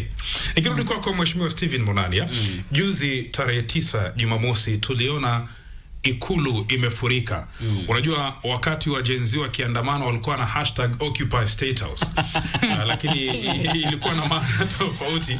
Lakini juzi tuliona occupation ya State House ambapo vijana maelfu walimiminika katika Ikulu ya Nairobi, ambapo pia mwanamuziki aliyetumbuiza Bahati ni kijana kama wao, na kulikuwa na vitu vingi sana ambapo makundi ya vijana kutoka wadi mbalimbali za Nairobi walizawadiwa vifaa mbalimbali kama pikipiki, vifaa vya saluni, vya ufundi na kadhalika. Tendo hili ambalo lilifanywa na Rais Daktari William Ruto in relation to youth involvement na devolution, naweza ukalizungumzia vipi? Kwanza niseme nashukuru wale vijana walipata nafasi za ama zile vifaa za kwenda kazi. Zile vikundi zilizo ama wale vijana walinufaika, leo hii wako kwa biashara. Lakini pia ningependa kulizungumzia kwa sala lote la policy na maneno ya structure zenye tunafaa kuweka kwa hii nchi. Kwa sababu unfortunately tuko na ile notion ama ile siasa ya kutaka development ikuwe personal. Ile unataka serikali ikuwe personal. Ndio kujulikane kikundi fulani ikipata bodaboda ni mimi nimepeana hiyo bodaboda. Kikundi fulani ikipata ile lingine ni mimi nimepeana. Kwa serikali structure inafaa ikue. Ndio kama mtu ananijua ama anaweza nifikia ama hanifikii, services bado zinapeana. So empowerment haifai kuwa personal, haifai kuwa personal brand. Inafaa kuwa ile structure imewekwa kwa serikali. Kwa sababu kama wewe ni rais, kama wewe ni governor, kama wewe ni member wa National Assembly, kama wewe ni MCA, uko na zile vifaa za sheria, ile structure ya serikali inaofaa wewe uweke structures. Ndio kama tunahitaji kuweka empowerment ya vijana, tunafaa kuendeleza ikue kuna structures. Kijana mwenye hajui ofisi ya mbunge iko wapi, kijana mwenye hajui ofisi ya governor iko wapi, kijana mwenye hataweza kupata hiyo access ya State House, ako pia na access ya structures zenye inafaa kupata hiyo empowerment. Na inafaa kuendelea namna gani? Ati kukue na ile mfumo kwa pale kwa sub county, kwa pale county, ati vijana ama hata online, ati kijana anaweza ingia pale. Na ulisema hapa tukianzia kuna zile mfumo ya Youth Enterprise Fund. Youth Enterprise Fund ingefaa kutumika kwa zile empowerment, lakini unaona zile siasa zenye zinaendelea saa hii, tuna side step ile structure yenye imewekwa Youth Enterprise Fund. Iko na structures, iko na wafanyikazi wa serikali wanaolipwa na taxpayers, lakini pia unapata hiyo structure imeondolewa na inawekwa kando, haijapewa zile fedha. Lakini pia kwa sababu tuko na ile personal brand ya siasa yetu ya Kenya, na it's unfortunate kila mtu anafanya hivyo, lakini inafaa kuwa wewe kama kikundi unataka hiyo washing machine, unataka ile kifaa ya hiyo bodaboda, kama nyinyi ni kikundi mnaingia pale kwa Youth Enterprise Fund, mna apply for a project, mnaulizwa budget inakaa namna gani, business plan yenu inakaa namna gani, mkiona pesa iko mnapewa na mnagawiwa kwa vijana. Hiyo ndiyo maana, kwa sababu nikuulize Rashid, kijana mwenye ako Garissa atafika lini State House? Yule kijana mwenye ako kule Turkana atafika lini hapa Nairobi?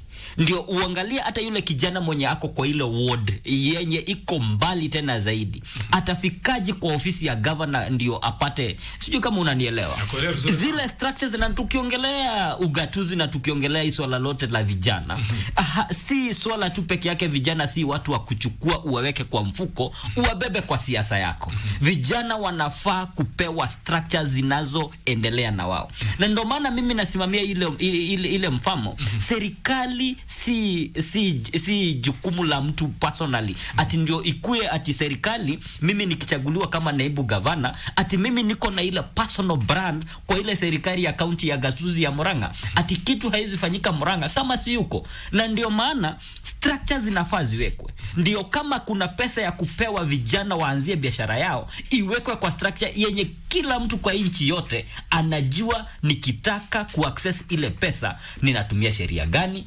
ninatumia njia gani, ile mchujo ya kujua nani yako serious nani hayuko serious inatumika namna gani. Okay.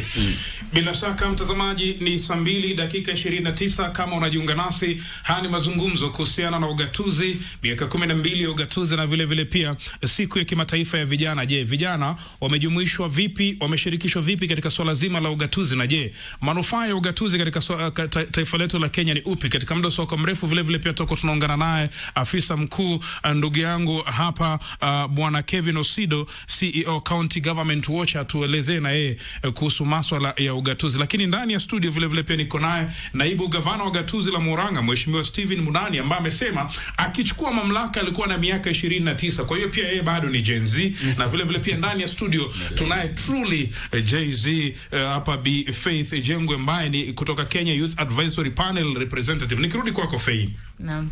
Hakuna taifa ambalo linaweza kuendelea mbele bila vijana kujumuishwa. Na vijana pia wana haki ya kuweza kufanya biashara.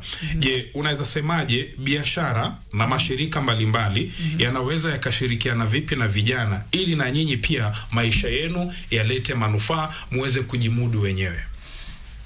Naam. Sasa hapo acha nianzie the development sectors, what they are doing and how I am being involved and why I am here. So unapata kitu kama Plan International wako na structure ya kuinvolve young people. There is a youth advisory panel in kila nchi ambayo Plan inafanya kazi, kuna hiyo youth advisory panel. Tukikuja kwa nchi yetu ya Kenya, Plan iko kwa 8 program units. Na kila program unit imetuma representatives wa kujumuika katika hiyo youth advisory panel. Sasa unaona wakifanya uamuzi hatuanzi national level. Kila program unit, kila mtu anasema anataka kuhusishwa namna gani, programs zinazopelekwa huko zina manufaa gani kwao kwenye hizo program units. So there's that whole structure of involvement from the program units coming to the national level and now to the regional level. Ndio. Naam. Alright, labda nikirudi hapo ulizungumzia pale awali kwamba kuna vitu ambavyo vijana wanafanya in relation to maybe devolution, but tunaona bado serikali ina tax hizo vitu. Okay, huko ni national. Je, pengine kule county levels wale magavana ambao wanakuona saizi unaongea nao vipi kuhusiana na zile kazi vijana wanafanya wasiwekewe ma taxes mingi? Asa kuna hizi tunasema wakina youth enterprise fund na nini. The eligibility criteria mingi hazifavor young people. Hata tu kazi ni entry level, unataka 3 years experience, 5 years experience na utaki kunipea kazi na ni entry level. Na hizi experience natoa wapi kama kijana? Unapata the funds, there are some funds and grants that are already in place, but unapata the process of application high favor vijana na biashara zao, because there's the books of accounts, there's the years of imekuwa in operation, which maybe hapo tuangalie the requirements for young people and work on that a bit. Okay. Yeah. Mtazamaji vile vile pia tunaungana naye ndugu yangu Kevin Osido ambaye ni afisa mkuu wa County Government Watch, na vile vile pia ni mchanganuzi wa sera, na vile vile pia masuala ya ugaidi, na vile vile pia masuala ya uongozi. Karibu sana bwana Kevin Osido. Waswahili wanasema kawia lakini ufike. Kwa lugha ya kimombo wanasema better late than never. Bila shaka. Karibu sana. Asante sana kakangu Rashid. Na tunazungumzia kuhusiana na ugatuzi miaka 12 na jinsi vijana walivyoshirikishwa. Je, unahisi kwamba vijana wamepatiwa nafasi katika Devolution tangu tuanze 2013? Shukran sana. Kwanza naomba msamaha kwa kufika kama nimechelewa. Wajua sasa kesho ni official opening ya Devolution conference kule Homa Bay. Kwa hivyo sisi kama washikadau kuna mambo mingi sana. Kwa katika mkutano na pia kwenye televisheni moja mwenzenu tukiwa na nafasi ya kuwa elimisha na pia kuwa engage wananchi katika yale ambayo yatakuwa kule, na leo tulikuwa tunaongea huko kwa masuala ya ufisadi na serikali zetu gatuzi. Na nimefurahia sana kwa hapa sababu sasa ni vijana na ugatuzi. Na miaka 13 katika shughuli za ugatuzi, nafikiri ya kuwa serikali zetu gatuzi wamejaribu. Na namna nimekuwa nikiwasikiza ndugu yangu Steven hapa kutoka Murang'a na dadangu Faith, na nafikiri ya kuwa kuna zile steps ambazo serikali zetu zimeweza kufanya. Na pengine kabla sijaingilia pale kwa steps, ningeashiria one of the major challenges, na challenge kubwa sana ambayo tuko nayo katika masuala ya vijana ni kuwa kuna sehemu ya katiba yetu inaitwa Schedule 4. Schedule 4 functions. Yani ni ratiba ambayo inatupea zile shughuli ambazo zafanywe na serikali kuu na pia serikali gatuzi. Lakini hii youth function hatujui iko wapi. Sababu katiba haijaelezea kwa kinaga na ubaga kama youth iko national government ama iko county government. Ndio. Kwa hivyo cha kwanza unaona kama katika serikali kuu tuko na wizara ya vijana. Na ukienda kule kwenye serikali zetu gatuzi pia kuna waziri wa nini? Wa vijana. Kwa hivyo swali kuu ni je, vijana hawa wako wapi? Sababu hiyo imekuwa ni challenge kubwa haswa kulingana na zile sheria na pia ratiba ama policies ambazo zinatengenezwa. Nchi yetu ya Kenya tuko na policy moja ambayo inaitwa Kenya National Youth and Development Policy ya 2019 ambayo sisi kama shirika na mimi nilikuwa kama mmoja wa wale ambao walikuwa mle ndani katika kuiunda na kuitengeneza. Na kitu kimoja ambayo tulikuwa tunatarajia ni kuwa vijana wangepewa nafasi pale. Lakini Mheshimiwa Rais Uhuru Kenyatta ambaye alikuwa na pia waziri wa vijana ambaye alikuwa wakati huo Bwana Joe Musheru akatuelezea kuwa badala ya kupigana na vitu kubwa kama sehemu ya vijana katika serikali zetu gatuzi, ingieni kwenye hiyo policy muweke chapter ya youth and devolution. Kwa hivyo katika ile policy ya 2019 tunayo sehemu nyeti tu ambayo vijana wanaingilia katika masuala ya ugatuzi. Na kufikia pale kuna pia zile challenges ambazo bado serikali zetu zinakumbana nazo. Cha kwanza ni funding. Unajua inakuwa ni ngumu sana, na namna Faith alivyosema, inakuwa ni vigumu sana kusupport hizi programs za vijana haswa katika serikali zetu gatuzi. Sababu tuko na yule ule mkaguzi wa vitabu vya serikali za bajeti ambaye anaitwa controller of budget. Anaweza uliza maswali pale. Hizi shughuli ambazo mnafanya za vijana, fedha mnatoa wapi? Kwa hivyo serikali zetu gatuzi wame-innovate namna ya kuhakikisha ya kuwa shughuli za vijana zimewekwa kwenye bajeti na pia zile programs bado zinaendezwa. Na namna ambayo serikali zimeweza kufanya hivi ni through mainstreaming of programs. Kwa hivyo ukienda katika idara ya agriculture ama kilimo kuna masuala ya vijana. Sasa hivi tunaongea mambo ya FLOCA ama funding locally led climate action. Na ukiingia kwenye idara ya maji unapata kama pia hapo sehemu kuna shughuli ya vijana. Ukienda kwenye environment ama ukienda kwenye masuala ya maji unaona kama serikali wanajaribu, lakini tukiendelea mbele itatugharimu nafasi tuweze tukajiuliza what is the space ambayo vijana watakuwa nayo katika masuala ya ugatuzi. Ya pili, tunajua ya kuwa katiba yetu article 260 nafikiri ni ime-explain youth ni nani katika nchi yetu ya Kenya. Huyu ni yule ambaye amefikisha mwaka wa 18 na hajapita mwaka wa 35.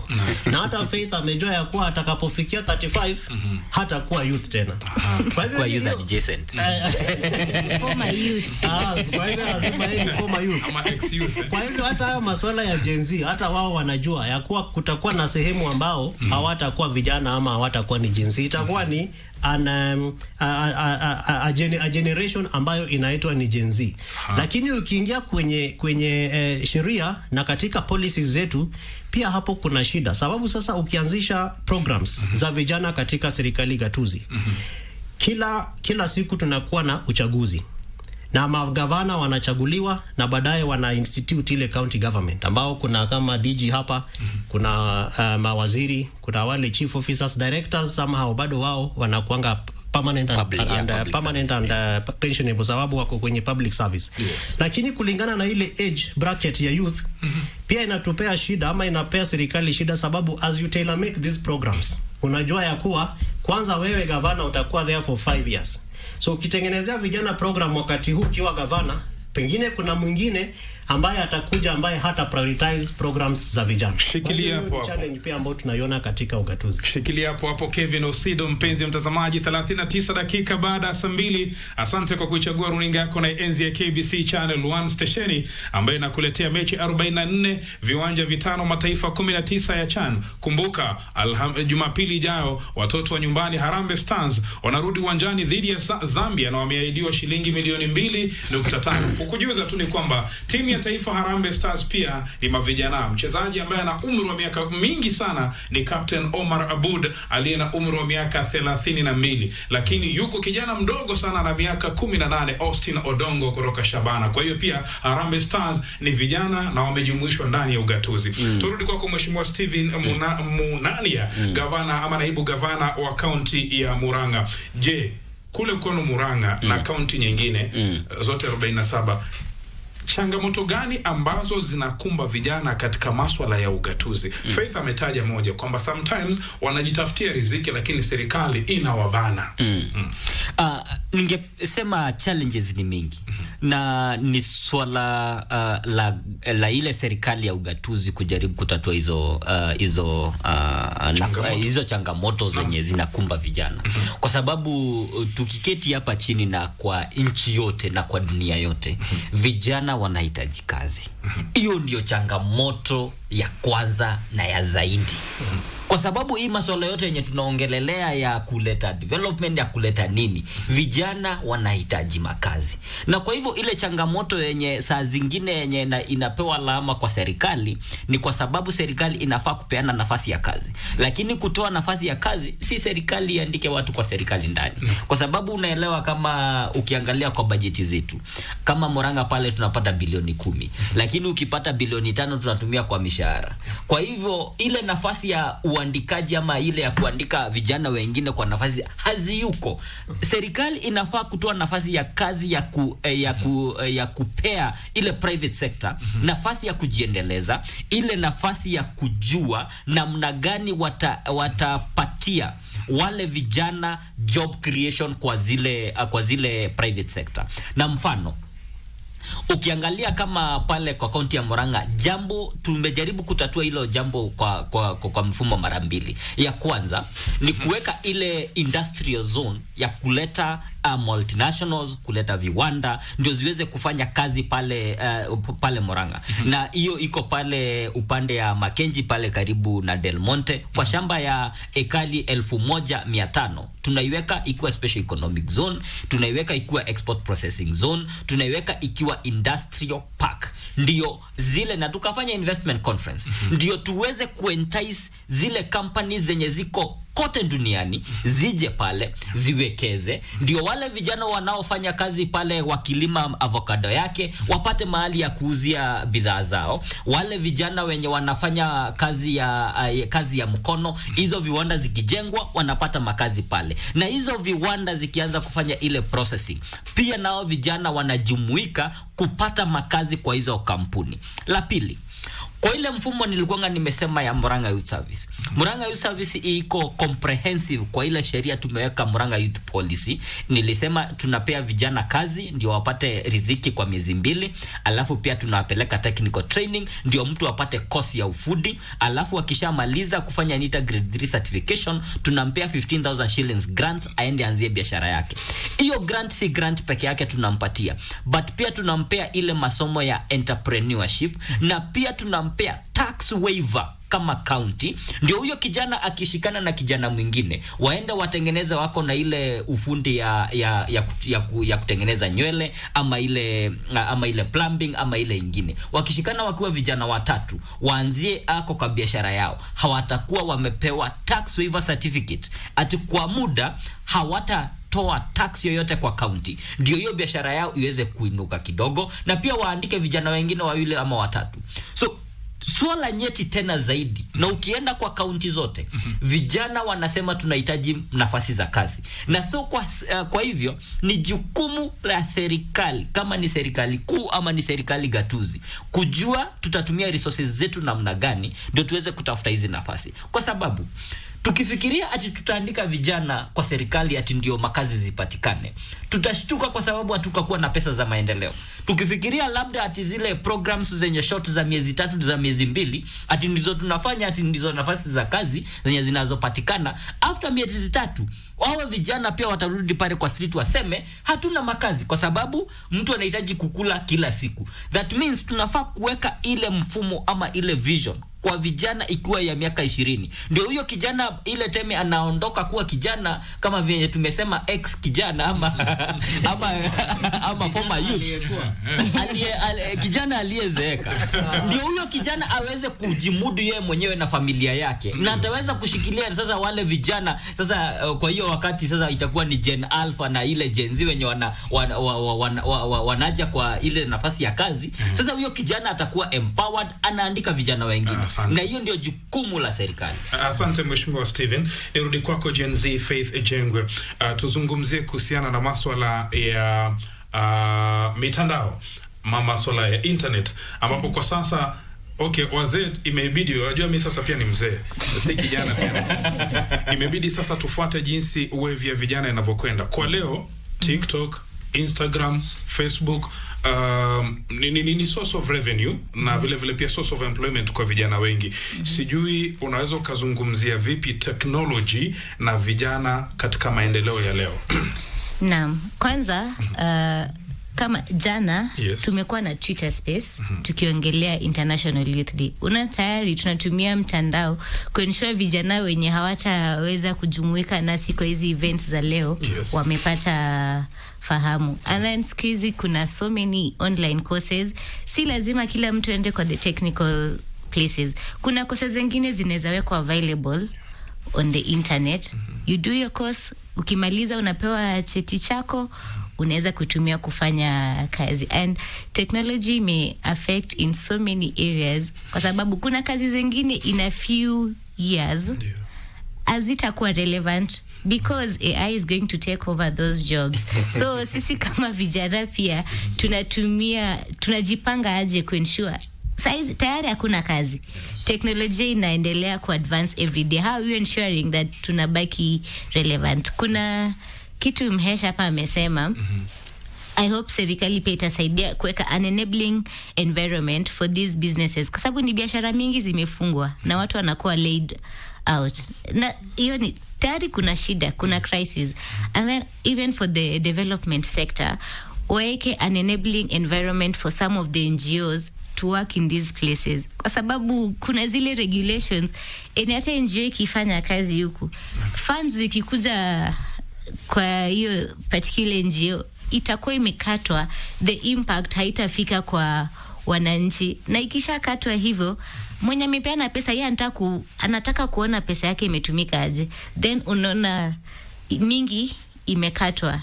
So unaona hivyo anasema it's becoming very difficult to support Kenya and the programs. Anasema acha tuende kwa country na tupea an enabling environment.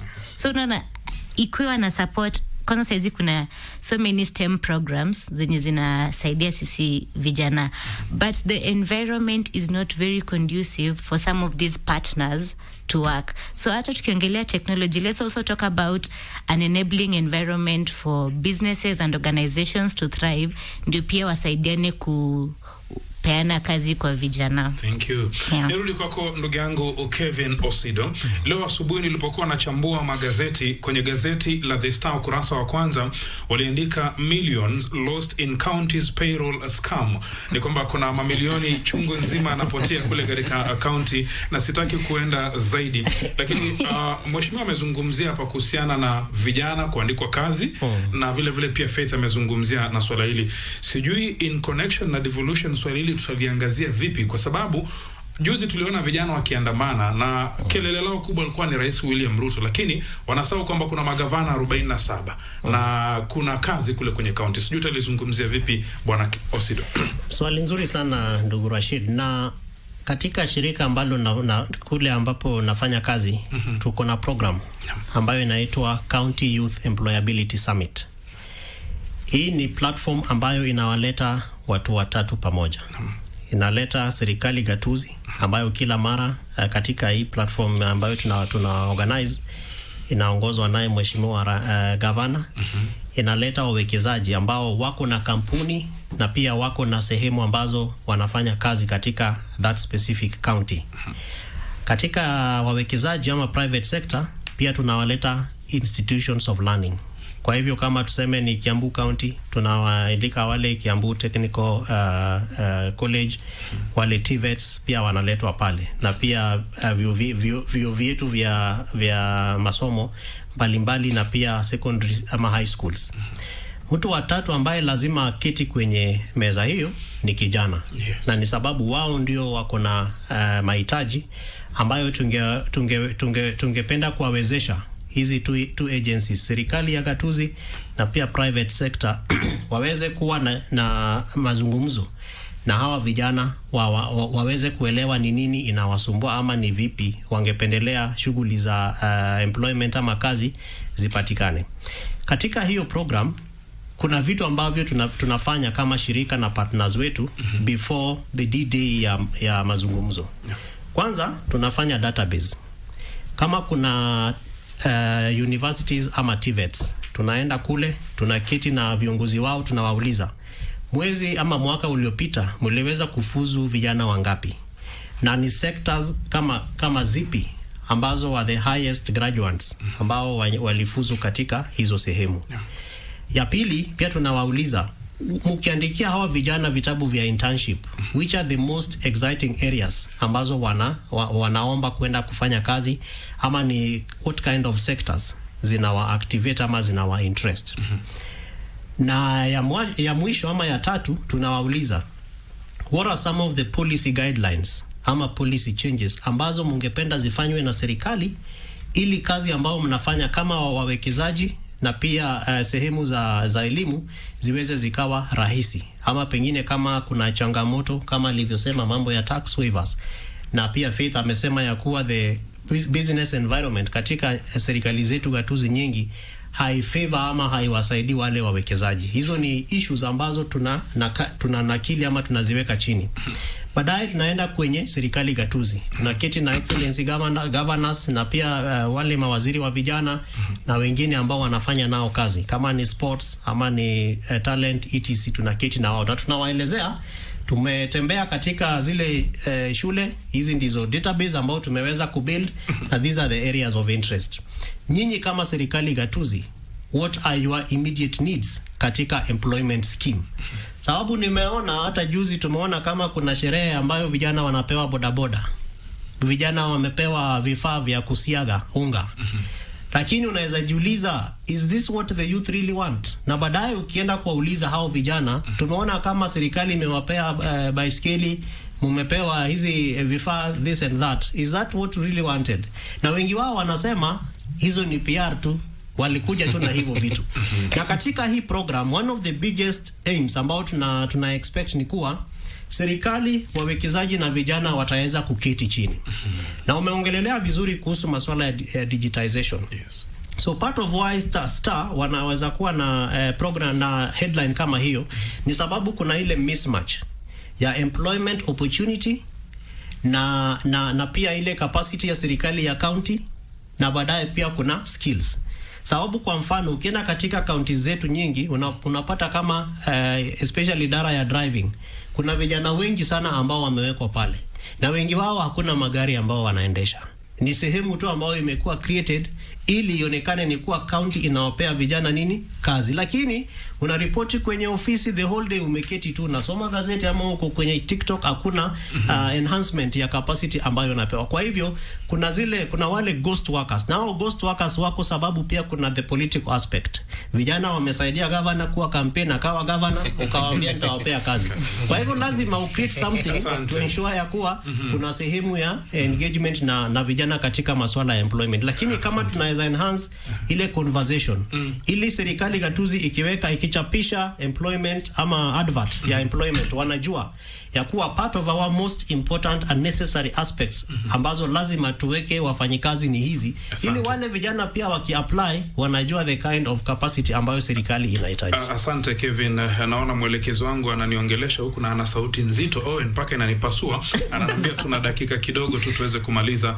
Na hizi dakika ambazo tumesalia nazo ni 6. Kwa hiyo kila mmoja dakika 2 tuweze kumaliza. Nikianza na mheshimiwa naibu gavana. Tukisonga mbele, vijana wamekuwa kilalamika katika taifa letu la Kenya kwamba hawapatiwi nafasi ya uongozi. Sijui unalizungumzia vipi? Wewe mwenyewe ni kijana, tulikutarajia uwe gavana, lakini pia kuwa naibu gavana. Unalizungumzia vipi swala hili kwa dakika moja tu?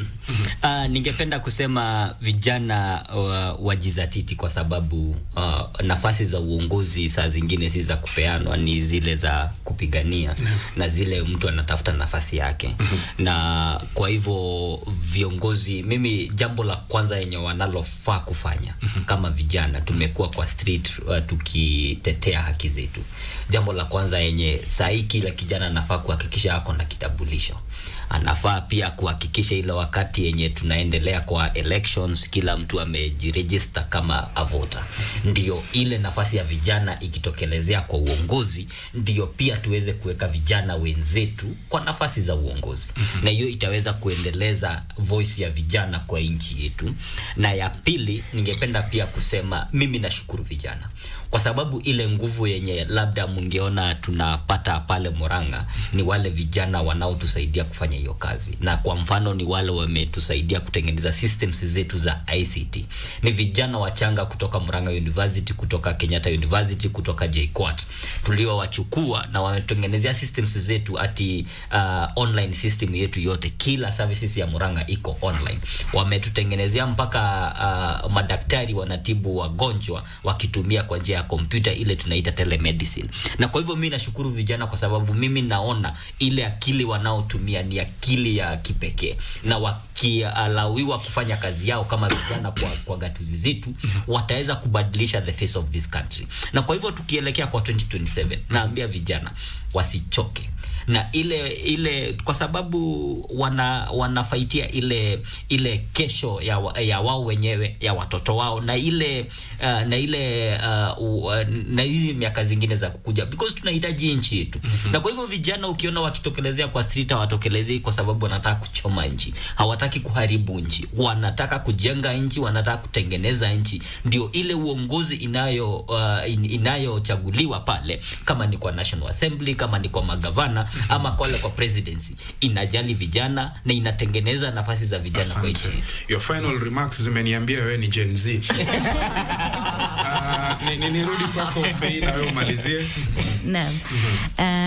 Kwanza mimi nitakushukuru the development sector for now coming up with structures of involving young people, because some of the programs and projects zenye wanaleta wanasema ni za young people.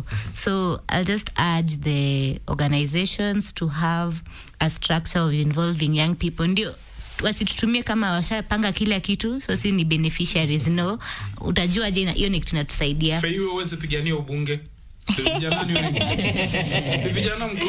Mimi kwanza nimejisajili kama voter, very ready for 2027. But for now, hata kuna kitu alisema hapo, let us have a structure of involving young people, so that hata serikali kibadilika, hata organization, the management ikibadilika, the structure is there, na young people continue being involved past the leadership.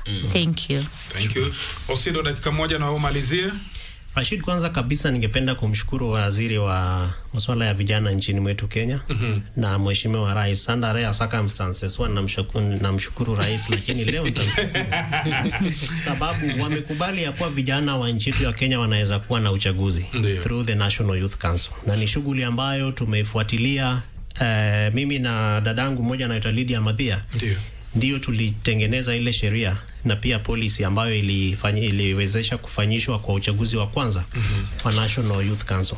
Na miaka mingi sana, almost I think 20 years, kama miaka 20 hatujakuwa na uchaguzi kama hizi. Kwa hivyo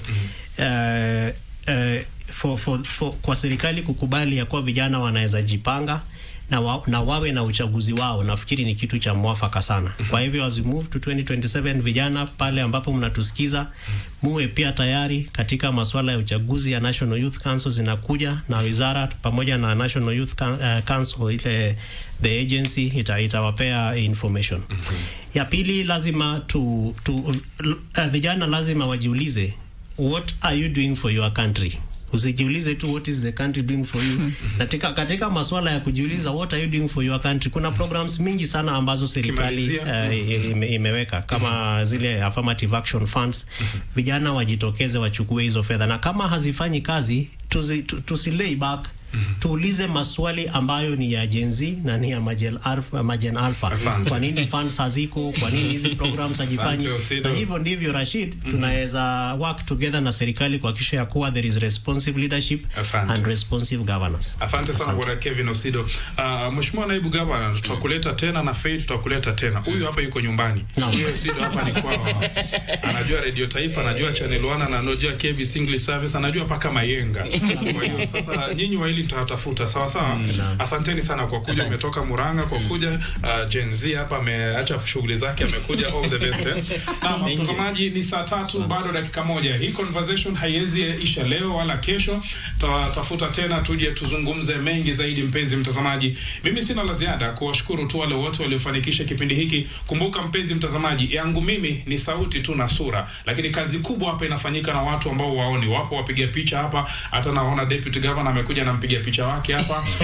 Na vile vile pia wapo mafundi wa mitambo mbalimbali wa redio, na vile vile pia wa runinga. Asanteni sana kwa kazi nzuri, na vile vile pia asanteni sana waelekezi wangu wa kipindi na watayarishi wa kipindi hiki. Asante sana wa Moi Masila, shukran sana vile vile pia Nancy Kemto, na asante sana vile vile pia kaimu mkuu wa Radio Taifa Rebecca Cherotich, leo ndo ananishikia upande wa pili kwa sababu mwenzangu Dora Manya yuko likizo. Kwa niaba ya wote waliofanikisha kipindi hiki nasema asante. Mimi pia kesho nitakuwa natimiza umri wa miaka 39, kwa hiyo nishatoka age bracket. Kwa hiyo ukiniita X Gen Z Rashid Monkono nitakubali. Kwa heri kwa sasa.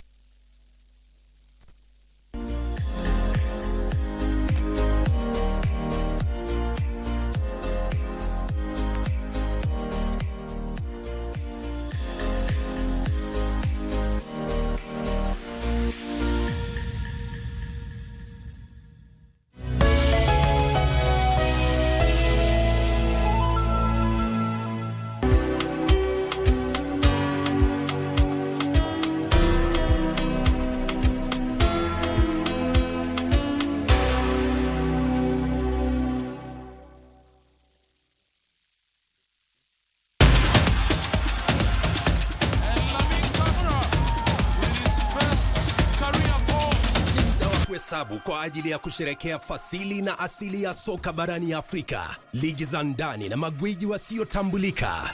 Mangeni Alvin anaichanja ndani, uzuri David!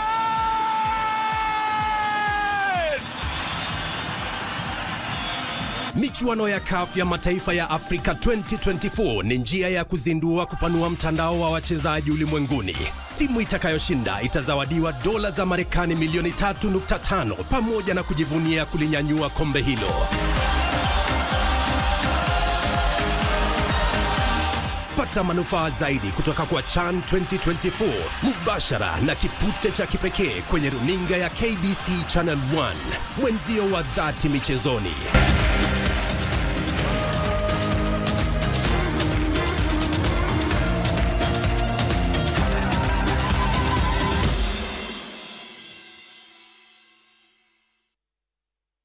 Kila mwisho on behalf of all the women in football and all the women in the country, we wish to cheer the Harambee Stars all the best in their upcoming CHAN campaign. We will be there to cheer you in the stadiums, in the TV, on the screens, on the streets. Everywhere you go, we are fully behind you. Na mkumbuke CHAN iko KBC.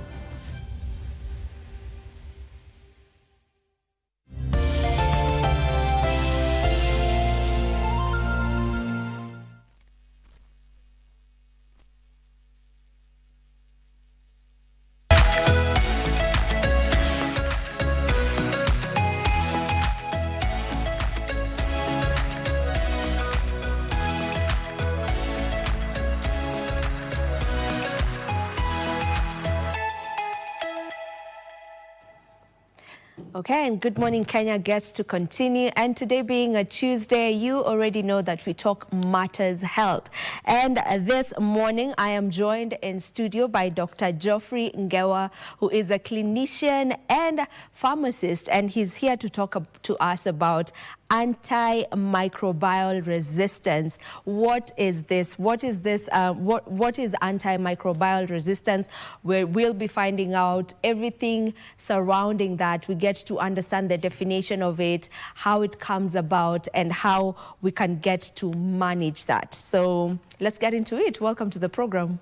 Thank you very much. It's good to have you, Ndegwa. Thank you for having me. Ndegwa and Ngewa on the table. It's a pleasure to have you on the show. Now let's get straight into it. Antimicrobial resistance.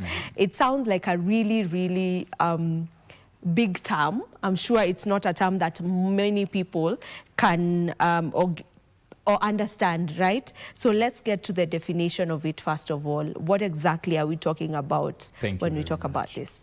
I'll break it down for our viewers. Please. So antimicrobial, I will break it. There is anti, then microbial. So that means these are agents that deal with microbes. So to start to understand, microbes are viruses, bacteria, fungal, and other parasites. So when we talk about antimicrobial, it means the agents that come to counter the action of the microbes or pathogens. And then antimicrobials, now resistance. That means that these pathogens have positioned themselves at a point where they cannot respond to the action of the agents or the medicines. So the antimicrobials are medicines, the medications. And then now the resistance against the medication. That's essentially what we are talking about. Okay, so antimicrobial are medication for treating some of these infections, the bacteria, the fungi, the viruses, and all of that. So case in point, or the simplest one that I feel many Kenyans would relate with are antibiotics. Exactly. So antibiotics and antimicrobials. That is right. So antibiotics, so you would say against bacteria, you'll have antibiotics. Against viruses, you'll have antivirals. We'll have antifungals and antiparasites as well. So essentially, all those are antimicrobes.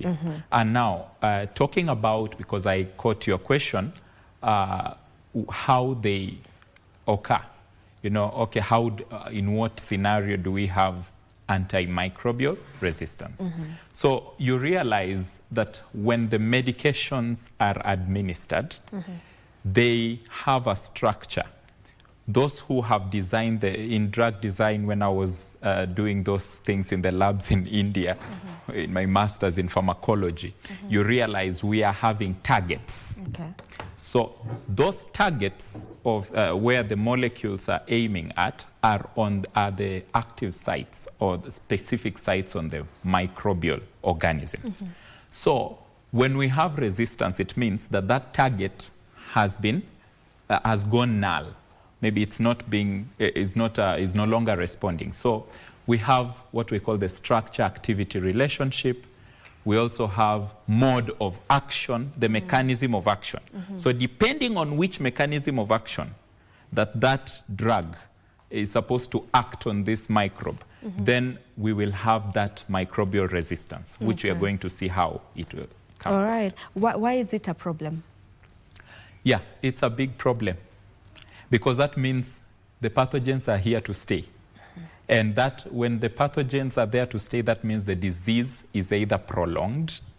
This person, when they don't get healed, then they will die. So it becomes a big issue that we must counter. So we need to make sure that we minimize, we abate antimicrobial resistance. Okay. And how does it happen exactly? You know, how does one get to a point where now the antibiotics or antifungals or this medication that you may need to take are not working for you anymore? How do we get to that point where now it's resistant? Now, when it comes to resistance, the first trait, the most common cause is overusing. You may overuse a drug. Okay, we have two different. We have the natural sources, and then we have the human sources. Yeah. So the natural ones are where the bacteria itself or the virus or that pathogen undergoes what we call mutation. So it changes the structure until it does not respond. Do you remember back then when we were using Oroda, we were using Fancida and Metakelfin in treating malaria? You would hardly find those medications now in the hospitals. It's because the mutation that has gone through, the pathogen has adjusted itself. Now they no longer respond. Now, on the other side of it also, we have the human cost. And that's where I had already gone ahead of myself. Number one is overusing. Yeah. When you overuse a drug. Number two is misusing. So the misuse, that means maybe the quantity of dosage inappropriate or a wrong medication or also you could also say the wrong duration of administration of the drug. So the moment you don't follow the prescribed standards for administration of that medication, then obviously it will come out. Another reason also is when you mismanage infections. Because they are supposed to be well managed and controlled. So if at all you mismanage and you have issues to do with maybe reinfections, hygiene and all that, and also those are some of the factors that would really predispose you to antimicrobial resistance. Yeah. How common are such occurrences globally, and also if we just narrow it down to just Kenya, what's the situation in Kenya right now, you know, based on that? Yeah, this is one of the is an elephant in the room when we talk about mortality rates. That we are losing about 1 million people globally every year, you know, on the basis of antimicrobial resistance. When it comes to Kenya, it becomes an issue because there are factors that have really, that I'm going to highlight, that have really predisposed the population to such kinds of dynamics. And unfortunately, most people may not be privy to this information. They are not very well aware. If you allow me, I would just delve in straight into that. Educate us. That's why you're here. Thank you. So you realize the over-the-counter, there are some medications which are supposed to be administered based on prescription of the doctor. And the doctor, one thing they will mention is the name of the drug. And then another thing is the quantity, that is the dosage. And then the duration, at what time, spaced out. That means if at all you, first of all, because this whole process starts with diagnosis. We are living in a generation where people like Googling their conditions. That's one biggest downfall. And that tells about the African population, not necessarily Kenya. And globally, you would find such kinds of instances. Such a thing predisposes people to wrong quantities, wrong duration and all that. So, and then when it comes to medical practice, especially the training, you go to the finest details of guidance that we receive on how the administration is supposed to be done. Another thing is the commercial aspect of it. So I want to let our viewers know that when it comes to medications, we have different generations. So we have, we call it the lines of the therapeutic lines of administration. So there's the first generation, second generation, third. And the generations are in terms of the weight, the strength of the drug, and then also the mechanism of action. So you'd find that the first line of administration of the first generation is slightly, is small, lesser impact. Then the next one has a stronger and even the mechanism of action is quite a bit advanced. So if you jump to the third generation, then the first generation will be made void. It cannot respond when you do the treatment. So the chances are very high that you have already developed resistance. But now, because someone wants to make more cells, because the higher the third lines of administration, the therapeutic lines would obviously go higher, higher costs.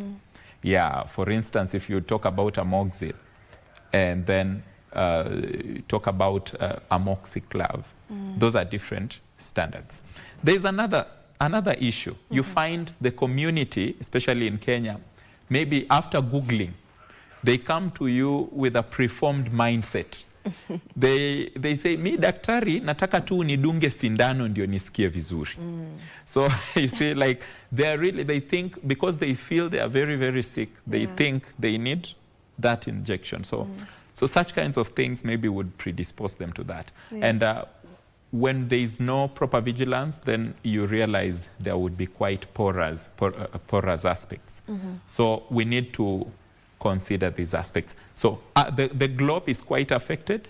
Kenya is also affected, as you can hear some of these things. Yeah. Yes. We look at ways that we can be able to curb that and get to prevent some of these things from happening. But before we get into all of that, maybe what role does hygiene also get to play in this? Okay. Now, when you talk about microbial infections, we are talking about now you're predisposed based on, you remember the dirt that you find maybe in the open. There are microbes in this air, quite a lot of microbes. So the body has mechanisms of defense called immunities. But then now when it goes overboard, becomes an infection that would lead to a disease. So when it comes to hygiene, the major factor that comes out is reinfection. You realized during COVID-19, they used to encourage us to wash hands every now and then to break the cycle of reinfection. So if you have, maybe you'd see when, take a very simple example, ukipata homa, when you get flu, realize sometimes they are having one handkerchief, and the same handkerchief they keep returning back to the, you see, to clear the nose. So the same, you are supposed to have quite different, and also, do washing. Such kind of a thing would help break. So the hygiene really matters.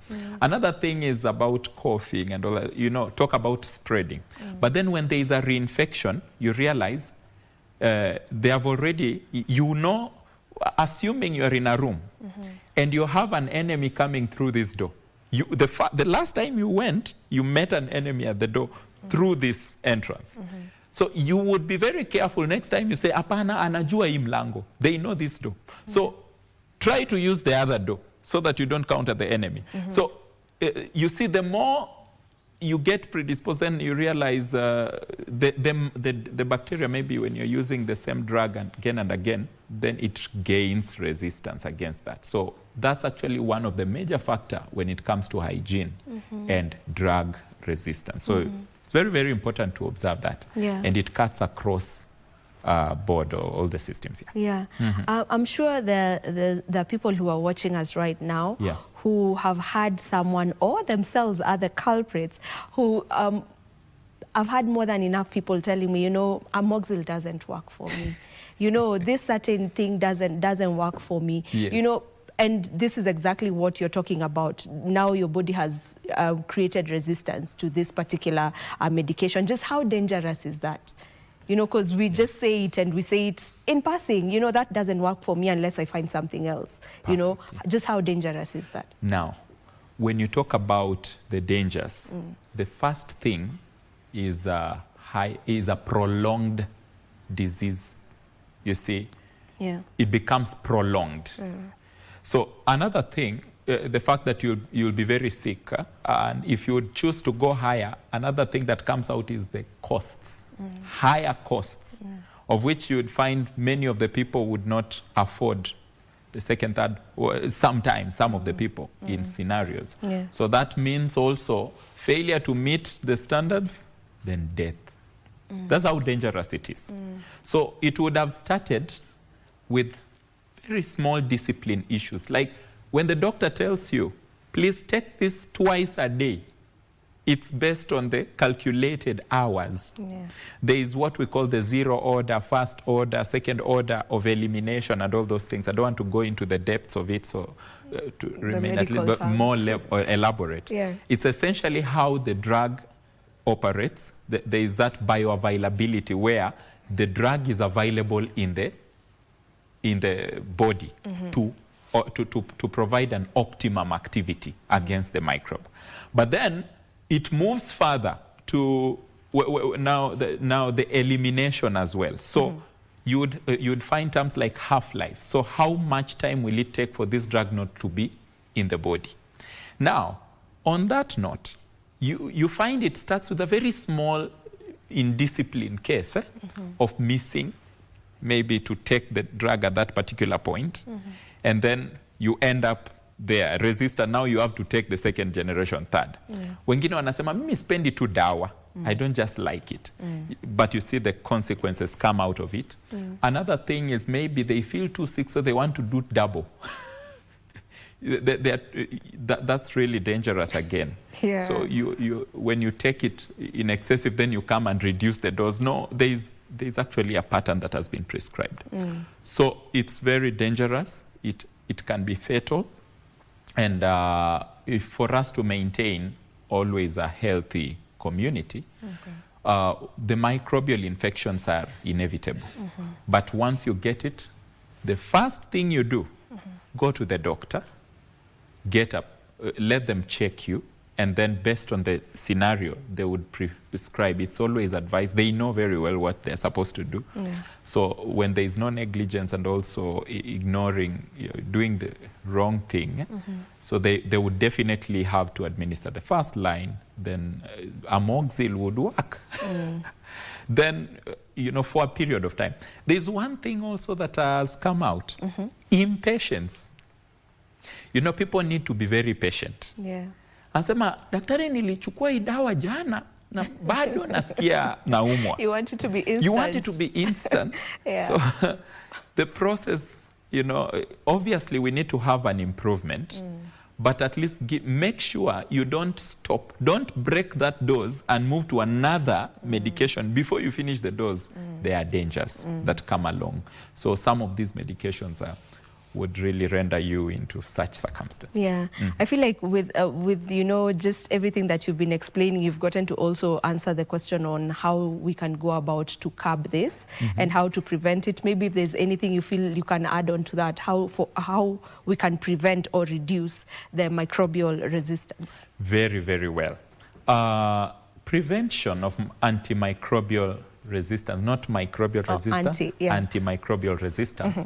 Prevention of that begins, it has different categories. First of all, there could be compromised from the manufacturing end, making sure, and that takes me to vigilance. So pharmacovigilance is a very important area where they need to make sure that the drugs, obviously, that's what we have had. Of course, we hardly have porous aspects from that area, but of course once in a while. So if you have compromised quality, it would end up affecting. And there, however much you try to prevent from the ground, then as the consumer, then you are limited. So from the production side, the next level is the administration. Now that vigilance also comes. There's what we call the post-marketing surveillance. So when monitoring, let the people be vigilant and report in case they have seen any untoward occurrences. It's very important for the patient and also the doctors and all that, the hospitals across, even the pharmaceutical entities, pharmacies and all that, to be able to report. And then the next level is now the patient themselves, having to follow the instructions as prescribed by the doctors. And then it's important, the policies are already there obviously the regulations by the government and all that, the Pharmacy and Poisons Board, they have already put proper regulation, regulatory measures. Yeah. So once we follow them, it will really help. And then coming now to the basics that I had already highlighted, that is quite elaborate. Yeah. Okay, well noted. Are there regions that have successfully managed to reduce the antimicrobial resistance? Absolutely. We are talking about reduction, talking about the Netherlands, talking about Sweden.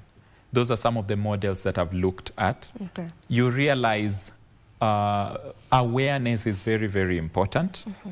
They have really tried to make sure, obviously that's in Europe, and also you'd find in the West quite a bit. Also in Africa, we are seeing some of the programs on the same being run to create awareness about this antimicrobial resistance. So once people are aware, it takes us to the next level. So you realize another thing also, inculcation of such quite a, emphasis in the curriculum and all that. There's the civic education, then there's also the updating of the healthcare providers, keeping them on toes and actively reviewing. Already those measures have already been put in place, but it's important to know that they exist. So in such places, that has been done. Now, another thing, very, very important, diagnosis. We need diagnostics measures that are quite advanced also. I think they have applied those which are very, very quite advanced, quite effective, the efficacy. So accuracy of diagnosis also would matter, because you would have the empirical diagnosis, talk about the clinical, and then you would also have the diagnosis from the evidence, talk of the machines, the MRIs, the CT scans, and all the radiological approaches. So those are some of the things that have been well fortified in these countries, the diagnosis and then the treatment approaches. So those are some of the things that I believe I've observed that they have really strengthened to cut down on these issues. All right, and speaking of accuracy in diagnosis, I can see that you've come with some, I don't know if I should call them tools, I don't know if I should call them gadgets. You'll give us the proper word for them, but I've seen you've come with them. And I believe these are some of the improved technological advancements that are happening in the medical field. So if you can just go ahead and talk to us about the gadgets. It goes. Thank you very much. They're called gadgets? That's they are proper gadgets. Word? Okay. So I'm having here this is a pocket endoscope device which does scanning of the body orifices. So the ears, the nose, and the throat. And so such kind of a device, this one, the technology is quite good. Now you can connect it with the phone using Wi-Fi. So you switch it on and then automatically, I'm sure it can be captured on the other side.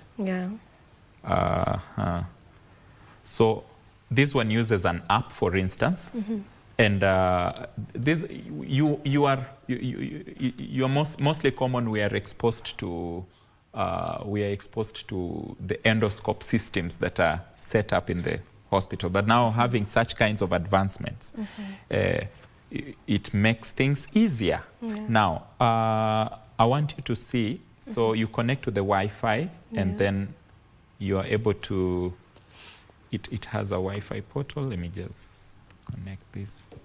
So what it does, you are able to do laryngeoscopy with this. That is checking the larynx. Sometimes you'd have cancerous infections and all, whatever the pathogens, you're able to observe how it is. You are also able to scan the ears, the nose, the throat, see if there are polyps, if they are quite infection. The doctors are able to do that. So if you're able to see my screen, to zoom to my... You can just, that's the camera. They'll zoom in. Thank you. So you see... This one, this camera over Thank there. you very much. So you are able to... So this is now the portable endoscope device, which can, as you can see, it can enter the body orifices. It can enter the ears. It can be used in the reproductive health. Yes. So what we do, we have these probes. So like the long probe, once you attach it, you are able to insert and then check the cervical cancer. Remember that we've had a lot of issues. Right now, the prevalence has really quite gone high. And as you can see already, it's a camera probe. So when I do check my ear, you can see already on the, you can see whatever. Whatever, it's a camera probe. So it's able to capture all. Such kinds of technologies need to be embraced and then also utilized. Many a times people don't use because they don't know. They are not aware that such things are existent. But you see, this would really boost. And by this, do you mean medical practitioners are not aware? Sometimes. Obviously, you would realize the kind of technologies that are happening in different countries have not yet been quite exposed to the other countries, especially in Africa, would really need this. There is also one more aspect. You realize there is now a software that is attached to this. So when you scan, it's able to process. You're going to see it here practically. And then does instant pathogen detection. So that is a kind of a biopsy technology. So you are able, such kinds of technologies would really help boost and quicken the process with the accuracy. This is the era of AI, artificial intelligence. So, and it has quite probes. This is for the 45 degrees inclination for the dental use, and also laryngoscopy. You have, this is for the adults, and then you have this for the pediatrics. Such kinds of attachments. So that's how this device works. And then we also have this one. This one is used for particularly wound care, and it would do instant pathogen detection on an open wound. For instance, you scan. So you're able to enter all the patient details. And then, as you can see, these are some of them.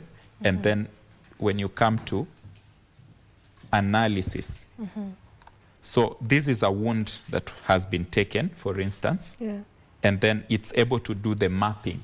Such kinds of technologies are here. It does the sizing. It can do the size, measure the size of the wound, and then you see it does processing using fluorescence, and then eventually diagnose. The red is now, this is gram typing. You can see where we have the red color is the gram positive, and then the green color is the gram negative.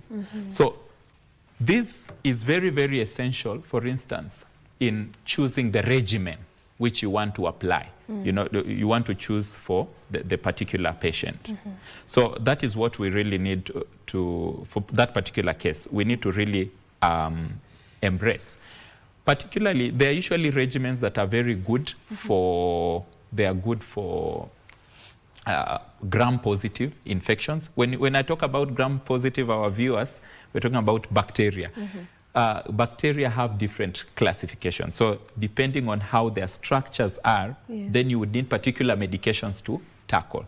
So such technologies help you to identify, and the efficacy is quite very high. They're used abroad and here in Asia. So this one particularly uses infrared radiation, which is very minimal. Minimally invasive, so quite very, very efficacious. Such technologies are very, very important to apply in our practice, but also I have to emphasize the clinical diagnosis really has to be fortified, and that really comes in the training. So the vigilance and the kind of quality of training that comes in really is very, very important in so that the clinical diagnosis usually champions these devices. So because before being clinically diagnosed, it's very hard for you to channel a path to know, okay, now at this point, it could be, the possibility is this or the other, so that now you apply the respective, the appropriate tool or maybe device that would analyze. Yeah. So those are some of the things. Interesting. And it's just beautiful how technology, you know, is advancing over the years and how it's making things even much more easier, even when it comes to the diagnosis of different conditions that one may be having, with such things which are they're very minimally invasive. You know, so it's a good thing to see that this is where we are getting to. In fact, we are living in the era of artificial intelligence. So it's always good to embrace as we do that, because it helps solving a lot of issues, problems. You realize we are having a lot of amputations when it comes to diabetic wounds. Yeah. So, and you would realize such kinds of, the prognosis usually is the major factor, how you take care of the wound. So the wound care is revolutionized already. So when people get to know this, then they find ways to fortify. Diabetic wounds, let me just mention, because we are talking about bacteria here and infections, and I would like to say that it cuts across. Yeah. We have different systems. Microbial infection is not just on the open side, open wounds.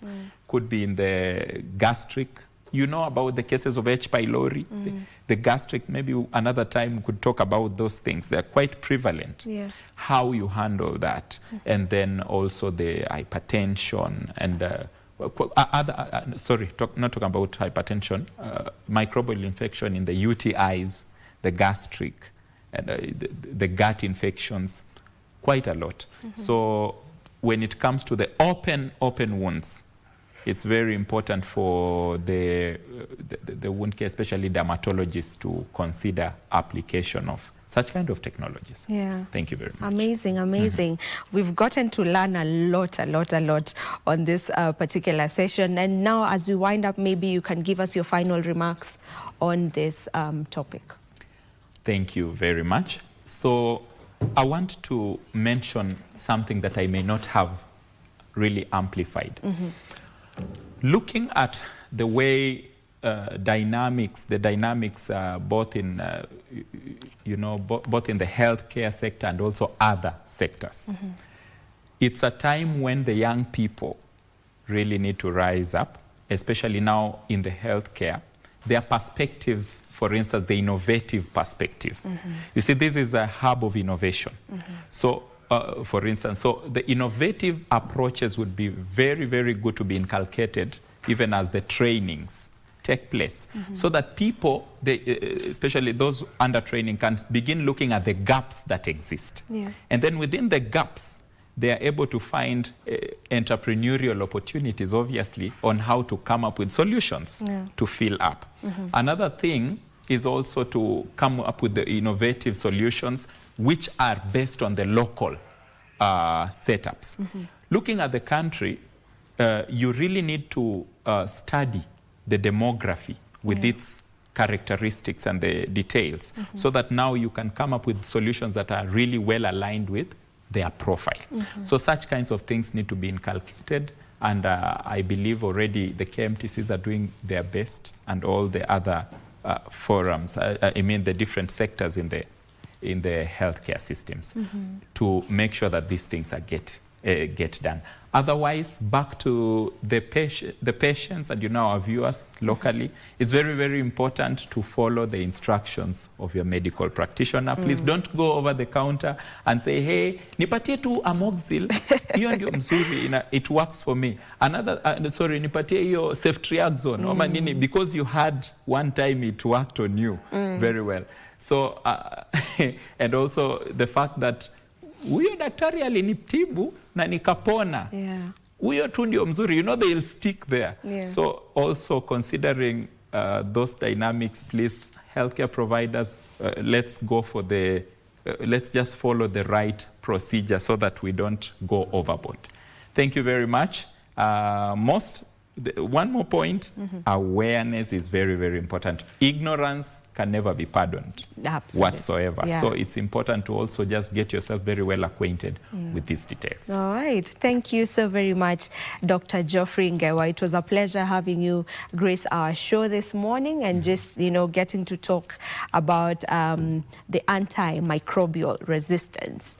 and we've gotten to understand it. I'm sure while we were starting this conversation, there were many people who didn't understand exactly what we were going to look into, but now I bet we have wound up this conversation with them having an idea and having understood exactly what this is all about. And as you said, the awareness is very important, and that is what we were doing today. So thank you very much. You're most welcome. All right, this is where we end this particular conversation, but my colleagues are right here in studio with me. I can see Victor, there they go. I can see Victor, I can see Mike, and I just want to know, are you the kind who want to just prescribe things for yourselves? Are you the kind who goes on ChatGPT to key in your symptoms and try and just, you know, self-medicate?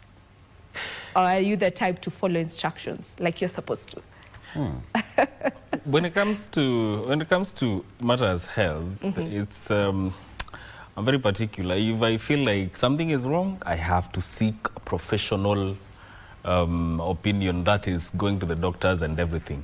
So matters to prescribe for myself, maybe for when I have a flu, ile nasema I'll have this concoction. Yeah. I don't know about you, Victor. Self-medicate ni dawa tu. Yeah. Ile honey, you know what I'm saying? Yeah. That's the thing we can do, self-medication. Yeah. But the rest, don't gamble with your life. I think no. Yeah. We cannot over-mention that. Don't gamble with your life. Do not gamble with your life, and as the doctor has clearly put it, but it then can be fatal. My question to you is, Vivian, watu kitambo, how are they going to the doctors? Because they used to self-medicate. Yeah. You know, how do you call it? They Traditional used to do medication? the traditional, yes. Yes. Shosha nakupatia dawa ingine hapo unakunywa, and within 10 minutes you're okay. Unapona. Anapea maji ingine hapo kali, sijui imechemshwa na nini. Yeah. Within 10 minutes your fever is over. Someone said that used to happen because they had gone through some sort of training and knew the plans that were needed for this or that, but no one really got to like how do I put it? No one really, the knowledge? Yeah, no one really got to transfer that knowledge. Yeah. It didn't trickle down, you know, to the next generation like it was supposed to. So right now we're just doing some guesswork, and which is wrong, because you might use some concussions and then it heals whatever you want to get healed from, but then again you cause other problems, maybe to your kidney, to your liver. So just go to hospital. Exactly. Get proper medication. Yeah. Okay, so Chaniko KBC, we all know that, all right? And that's why I'm saying, mkai hapa. Mkai hapa. Hello, mkai hapa. Quick wrap. South Africa yesterday won 2-1 against Guinea, and Uganda also won 2-0 against Niger. Today we have got some interesting matches. Group D, we have got Senegal versus Congo. That's at 5 p.m. And then the last game of the day will be Sudan against Nigeria. Now, this is Group D matches. A quick one. Do you know how the table looks like in Group D? We have Congo. Senegal is actually number 1 leading Group D with 3 points. Congo is number 2 with 1 point. Sudan is number 3 with 1 point. And Nigeria number 4 with 0 points. All of them have played one match each. So it means that they are going to battle it out in Group D today. So Senegal, Congo, then Sudan, Nigeria. Chaniko KBC. Vivian, Mike. Yes. This is where it all happens, right? Yeah, this is where it all happens. This is where you catch all the action as we get to broadcast it live every single time there's a match. This is where you get to watch all these matches. Exactly. Yeah. And Harambee Stars have a game, by the way. We have a game, but that will be on Sunday. Yeah. Yes. And that is the game that will determine whether they will get 2.5 million shillings, you know, into their bank accounts. That is the game that will be against Zambia, and it will allow us to get to qualify to the next stage. So it is a very, very crucial game. But unfortunately, I'm sure Mike and Victor, you've gotten to see the restrictions that we've gotten. Yeah. You know, the number of people who will be able to go watch that match has been restricted, and also there's no getting a ticket at the gate. You need to have done it prior.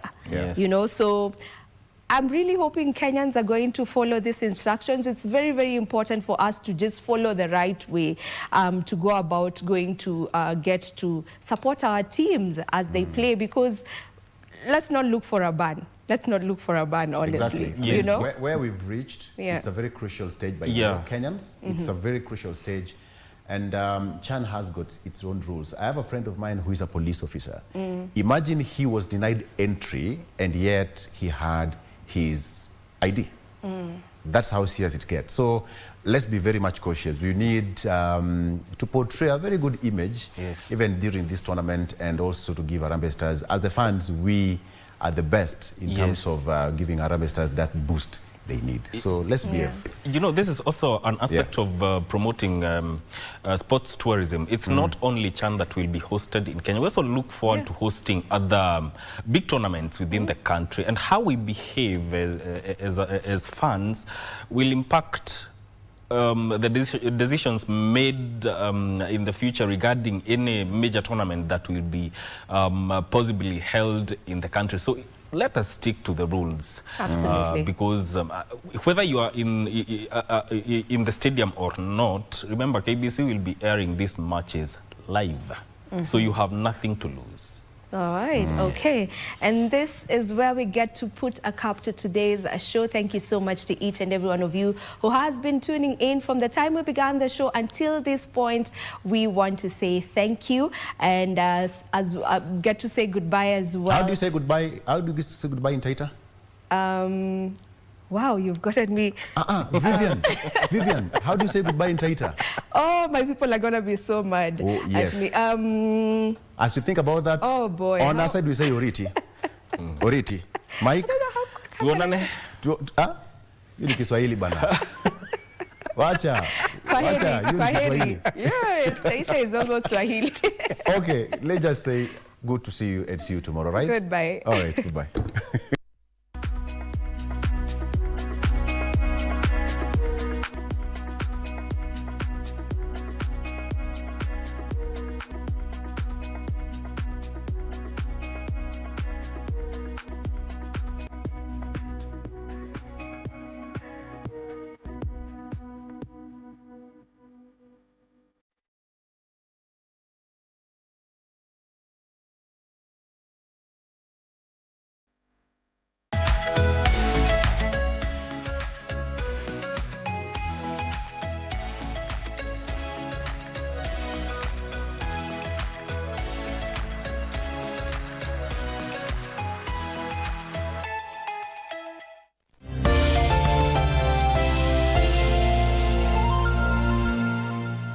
The young generation awakens on Y254, the leading youth TV station in Kenya.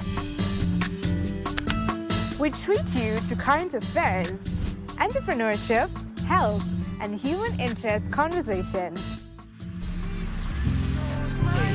It's art, it's culture, Movies, gossip and trends, sports, drama.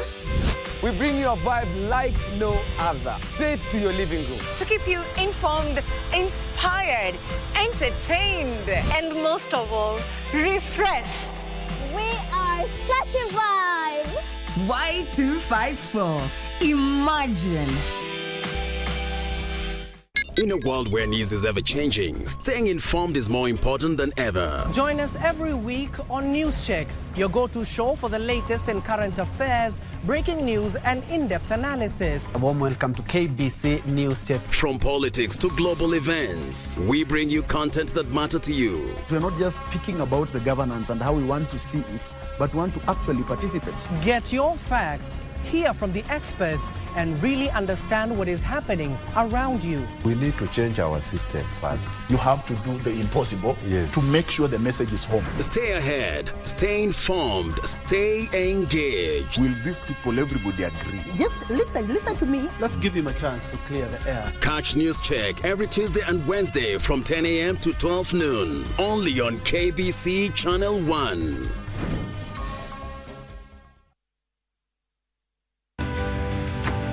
Ladies and gentlemen, the stage is set for Chan 2024. Please watch out for every thrilling goal, every breathtaking moment on our radio stations, on our TV platform, and all on our social media pages. Chan, iko KBC.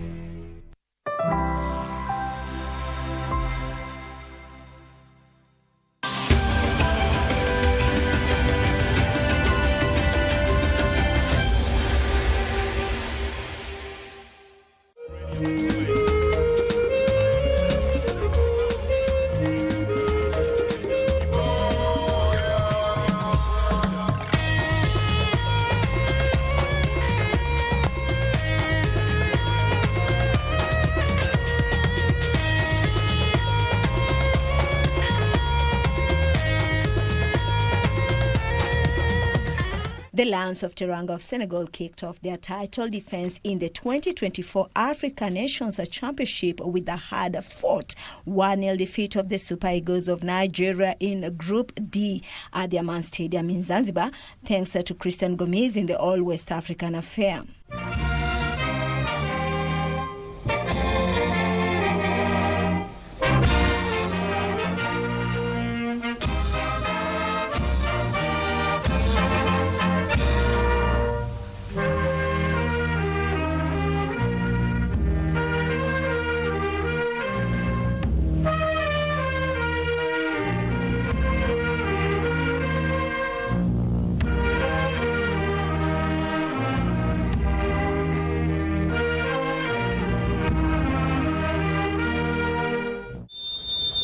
As we start the game,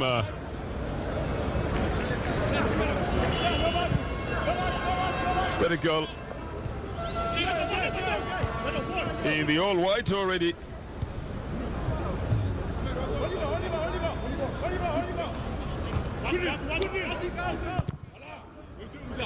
Already going into it, trying to make the best of it with Moussa Cisse. Another of the youngsters in this game. Probably too young, Moussa Cisse, making his debut from Generation Foot and coming into the senior team. Referee has done well to be able to control this match and has been on top of everything.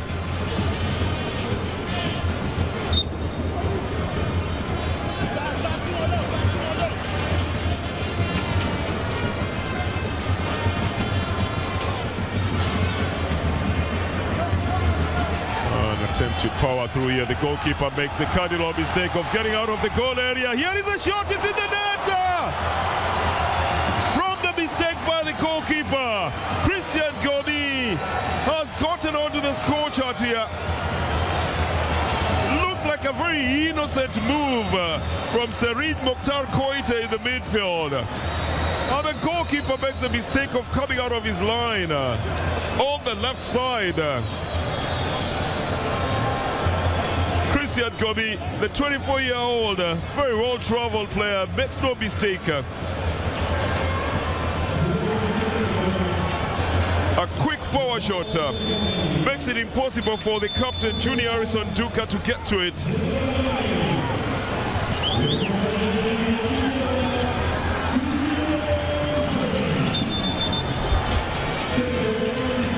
Very painful indeed for a man who has put in all the effort in defense, Ngenge Leonard Chukwedalu. But a sweet one for the Senegalese side. That's the man to celebrate at the moment. Did not communicate with the goalkeeper well enough. He didn't trouble the goalkeeper at all. Well, that's the final whistle then. And Senegal giving serious intentions of defending their title and going top of the Group D, with Nigeria having been quietly preparing and wanting to announce themselves into the game and returning to the big stage. Looking a little bit desolate at the moment with the loss of their opening match here. They finished runners-up in 2018, losing by a big margin of 4-0 to Morocco. This time around, they want to go all the way to the finals, but not in this fashion.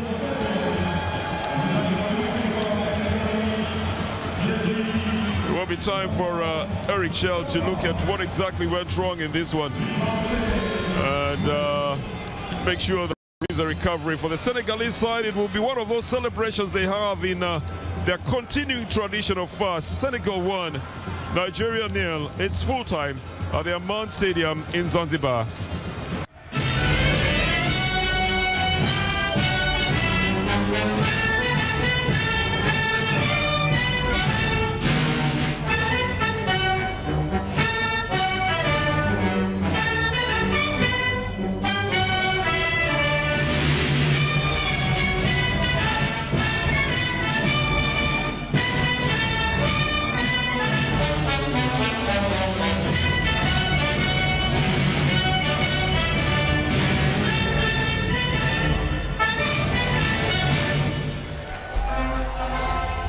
Congo kicked off their 5th CHAN campaign with a 1-1 draw against Sudan in their opening Group D match at Amman Stadium in Zanzibar. Musa Hussein put the Sudanese in the score sheet first before it was cancelled by Kali Ekongo.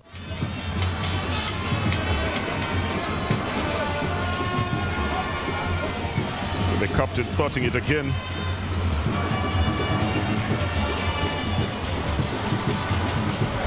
Good control from Salahidin Adil.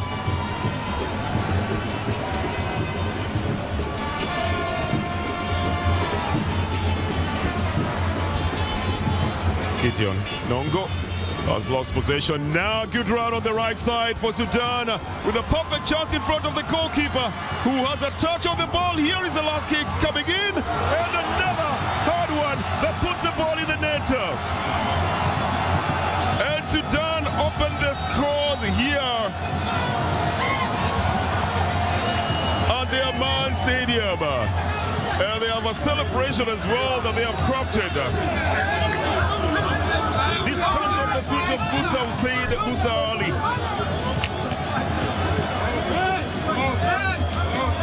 Talk about just being patient and waiting and taking the chance when they find it.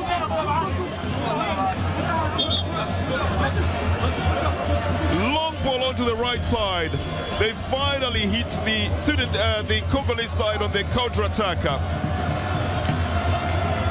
The shot at the second try puts the ball into the net. The initial shot having been blocked by the captain, Berangay Tua.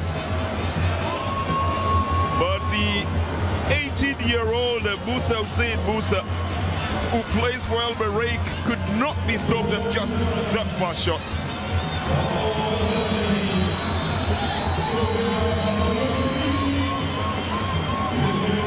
He changes the scoreline here, and maybe this will make the game a little bit faster and a little bit harder as well from the Congo side. Congo 0, Sudan 1. Musa Ali in the 29th minute.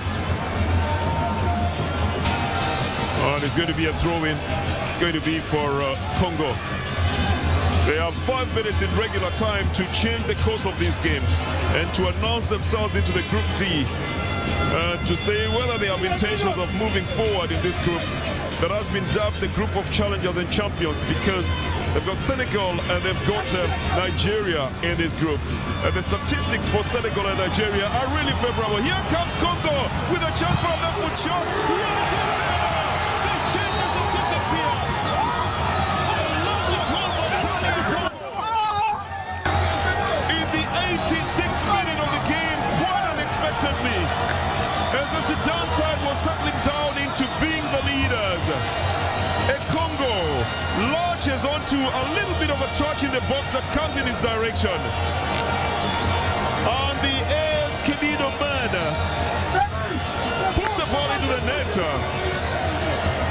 Oh yes, he makes the Congolese side a happy side. Coach Barthelemy suddenly regains his composure. The first attempt was going to come from Japhet Manku, but he delayed with that turn, didn't put his left foot into it. That clearance lands onto the feet of Kali Ekongo Ladu. The Congo does not make a mistake with it. It's 1-1 at the Aman Stadium in Zanzibar. And the Congo, visibly elated, massively celebrates his goal. It's game on at the Aman Stadium. Never mind the fact that you've got only about 3 minutes remaining. And Congo in the 86th minute.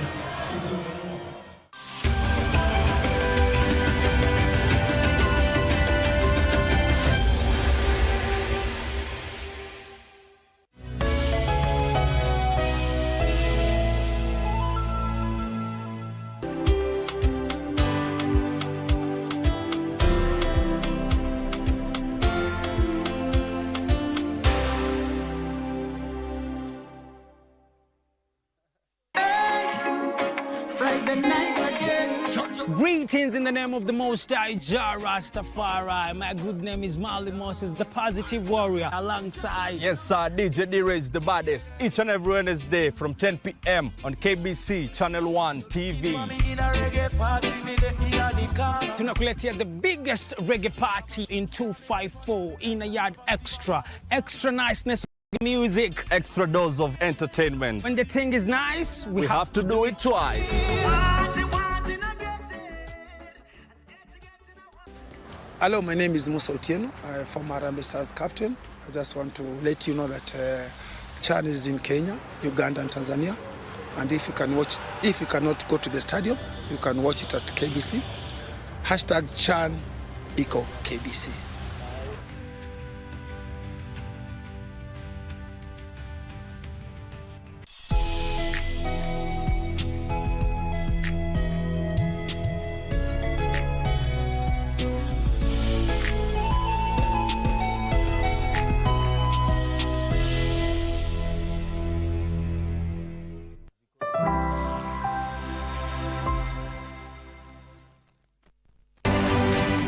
Shortly after his appointment as minister, Angatia claimed mafia cartels at Afya House had put roadblocks that were hindering his work. Angatia faced a number of challenges, including having to deal with one of the longest doctor strike in the country. In the strike, the medics challenged the government by demanding their rights, including the right to form a trade union of their own. President Moi responded by threatening that the government would import doctors from India and other countries to replace the Kenyan medics. Some medics even fled to neighboring countries, while others left government service for private practice. After the push and pull, the doctors resumed work, and later the Kenya Medical Practitioners and Dentists Union was registered. Angatia was also entangled in the Pearl Omega affair. Pearl Omega was a herbal-based medicine developed by Professor Arthur Obel and was a supposed cure for HIV and AIDS. Angatia denounced the drug a week later, claiming Professor Obel had not followed medical ethics and had bent the rules of medicine to suit his quest. Angatia was later transferred to the Ministry of